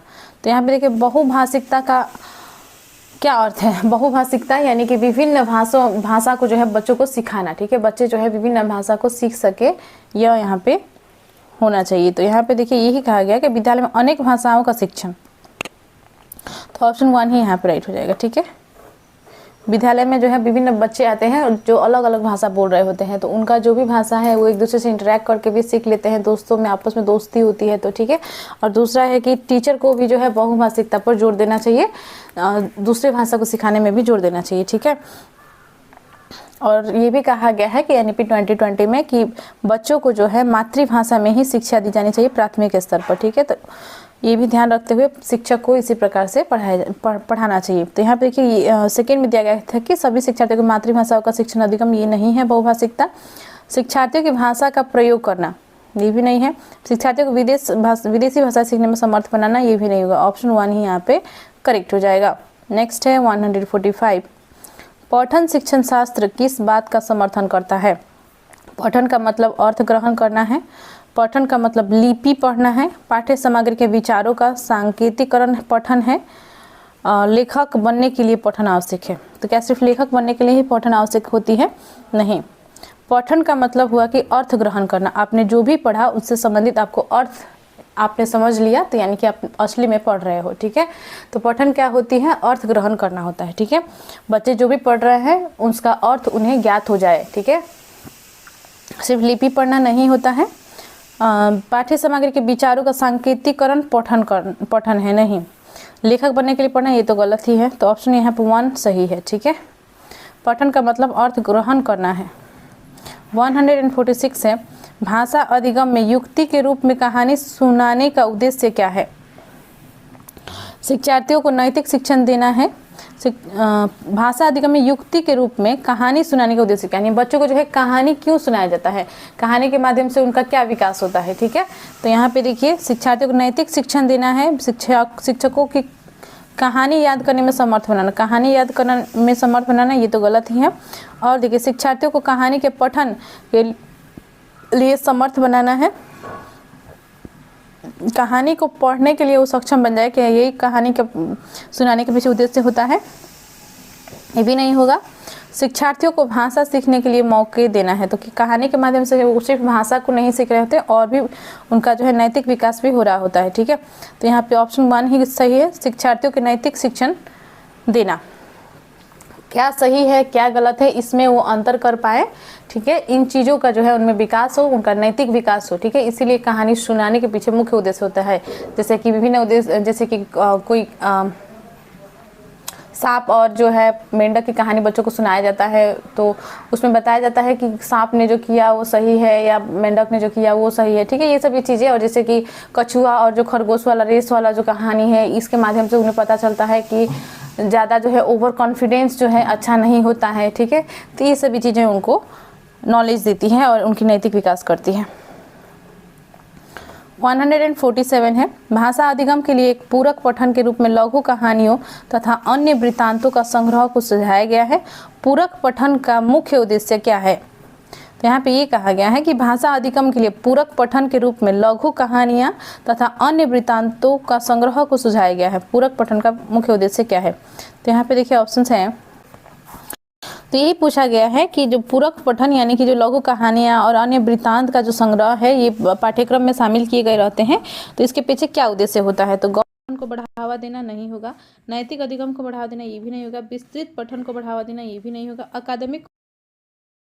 तो यहाँ पे देखिए करेक्ट आंसर जो हो जाएगा ऑप्शन 4 होगा, क्योंकि इसका जो है जो पठन पूरक पठन सामग्री है जिसमें जो है लघु कहानियाँ और अन्य वृत्तांत पुस्तकें आती हैं, तो इसका जो है मुख्य उद्देश्य यही होता है कि अकादमिक कौशल को बढ़ावा देना। ठीक है, और देखते हैं 148 है, निम्नलिखित में से किस पर कविता की कक्षा में चर्चा करने की आवश्यकता नहीं है?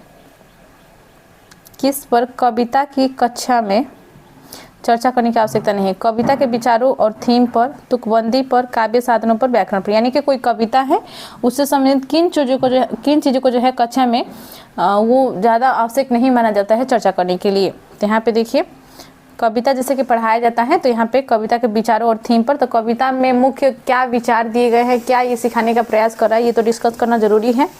तुकबंदी पर ये भी सही हो जाएगा, काव्य साधनों पर ये भी सही हो जाएगा, व्याकरण पर नहीं होगा। ठीक है, कविता पढ़ाते समय आपको व्याकरण का जो है चर्चा करना अधिक आवश्यक नहीं होता है। 149 है, भाषा बोलने वालों में दूसरी भाषाओं के शब्दों और वाक्य का प्रयोग सामान्य है, इसे क्या कहते हैं? भाषा बोलने वालों में दूसरी भाषा के शब्दों और वाक्यों का प्रयोग सामान्य है, इसे क्या कहते हैं? यहाँ पे देखिए संकेत बदलना व संकेत मिलना, भाषा का संचरण, संदर्भ में भाषा, सामाजिक भाषिक व्यवहार। तो करेक्ट आंसर यहाँ पे हो जाएगा भाषा का संचरण। ठीक है, यह भाषा का संचरण कहलाता है। नेक्स्ट है 150, उपचारात्मक शिक्षण का क्या अर्थ है? शिक्षार्थी के अधिगम को सुधारना, शिक्षार्थियों के अधिगम तथा शिक्षकों के शिक्षण दोनों में सुधार करना। और देखिए परीक्षण में शिक्षार्थियों के निष्पादन में सुधार करना, कक्षा प्रदर्शन में सुधार करना। तो उपचारात्मक शिक्षण जो होती है ये परीक्षण में शिक्षार्थियों के निष्पादन में सुधार करना होता है। ठीक है, तो ऑप्शन यहाँ पे 3 करेक्ट हो जाएगा। तो देखिए हमने जो है हिंदी पेडागोजी के जो भी क्वेश्चंस थे 6 जनवरी 2022 के प्रश्न पत्र के उसे कंप्लीट कर लिया है, और इससे पहले हमने इसका गद्यांश वाला जो सेक्शन है उसे कर रखा है। और इसी प्रकार से हमने और भी प्रीवियस ईयर सेट बहुत से कर रखा है। जैसे आप देखना चाहते हैं सीटेट पेपर 1 के लिए तो चैनल के कोर्स वाले सेक्शन पे जाइए, वहाँ पे प्लेलिस्ट बना हुआ है सीटेट पेपर 1 फरवरी 2026, और सीटेट पेपर 2 का भी अलग से प्लेलिस्ट है। यदि आप सीटेट पेपर 2 का तैयारी कर रहे हैं तो उन वीडियोस को भी आप जरूर देख लें। तो मिलता है नेक्स्ट वीडियो में। चैनल को जरूर सब्सक्राइब कर लें और प्लीज़ कमेंट करें। आप लोग का एक कमेंट से हमें बहुत ही मोटिवेशन मिलती है। तो धन्यवाद।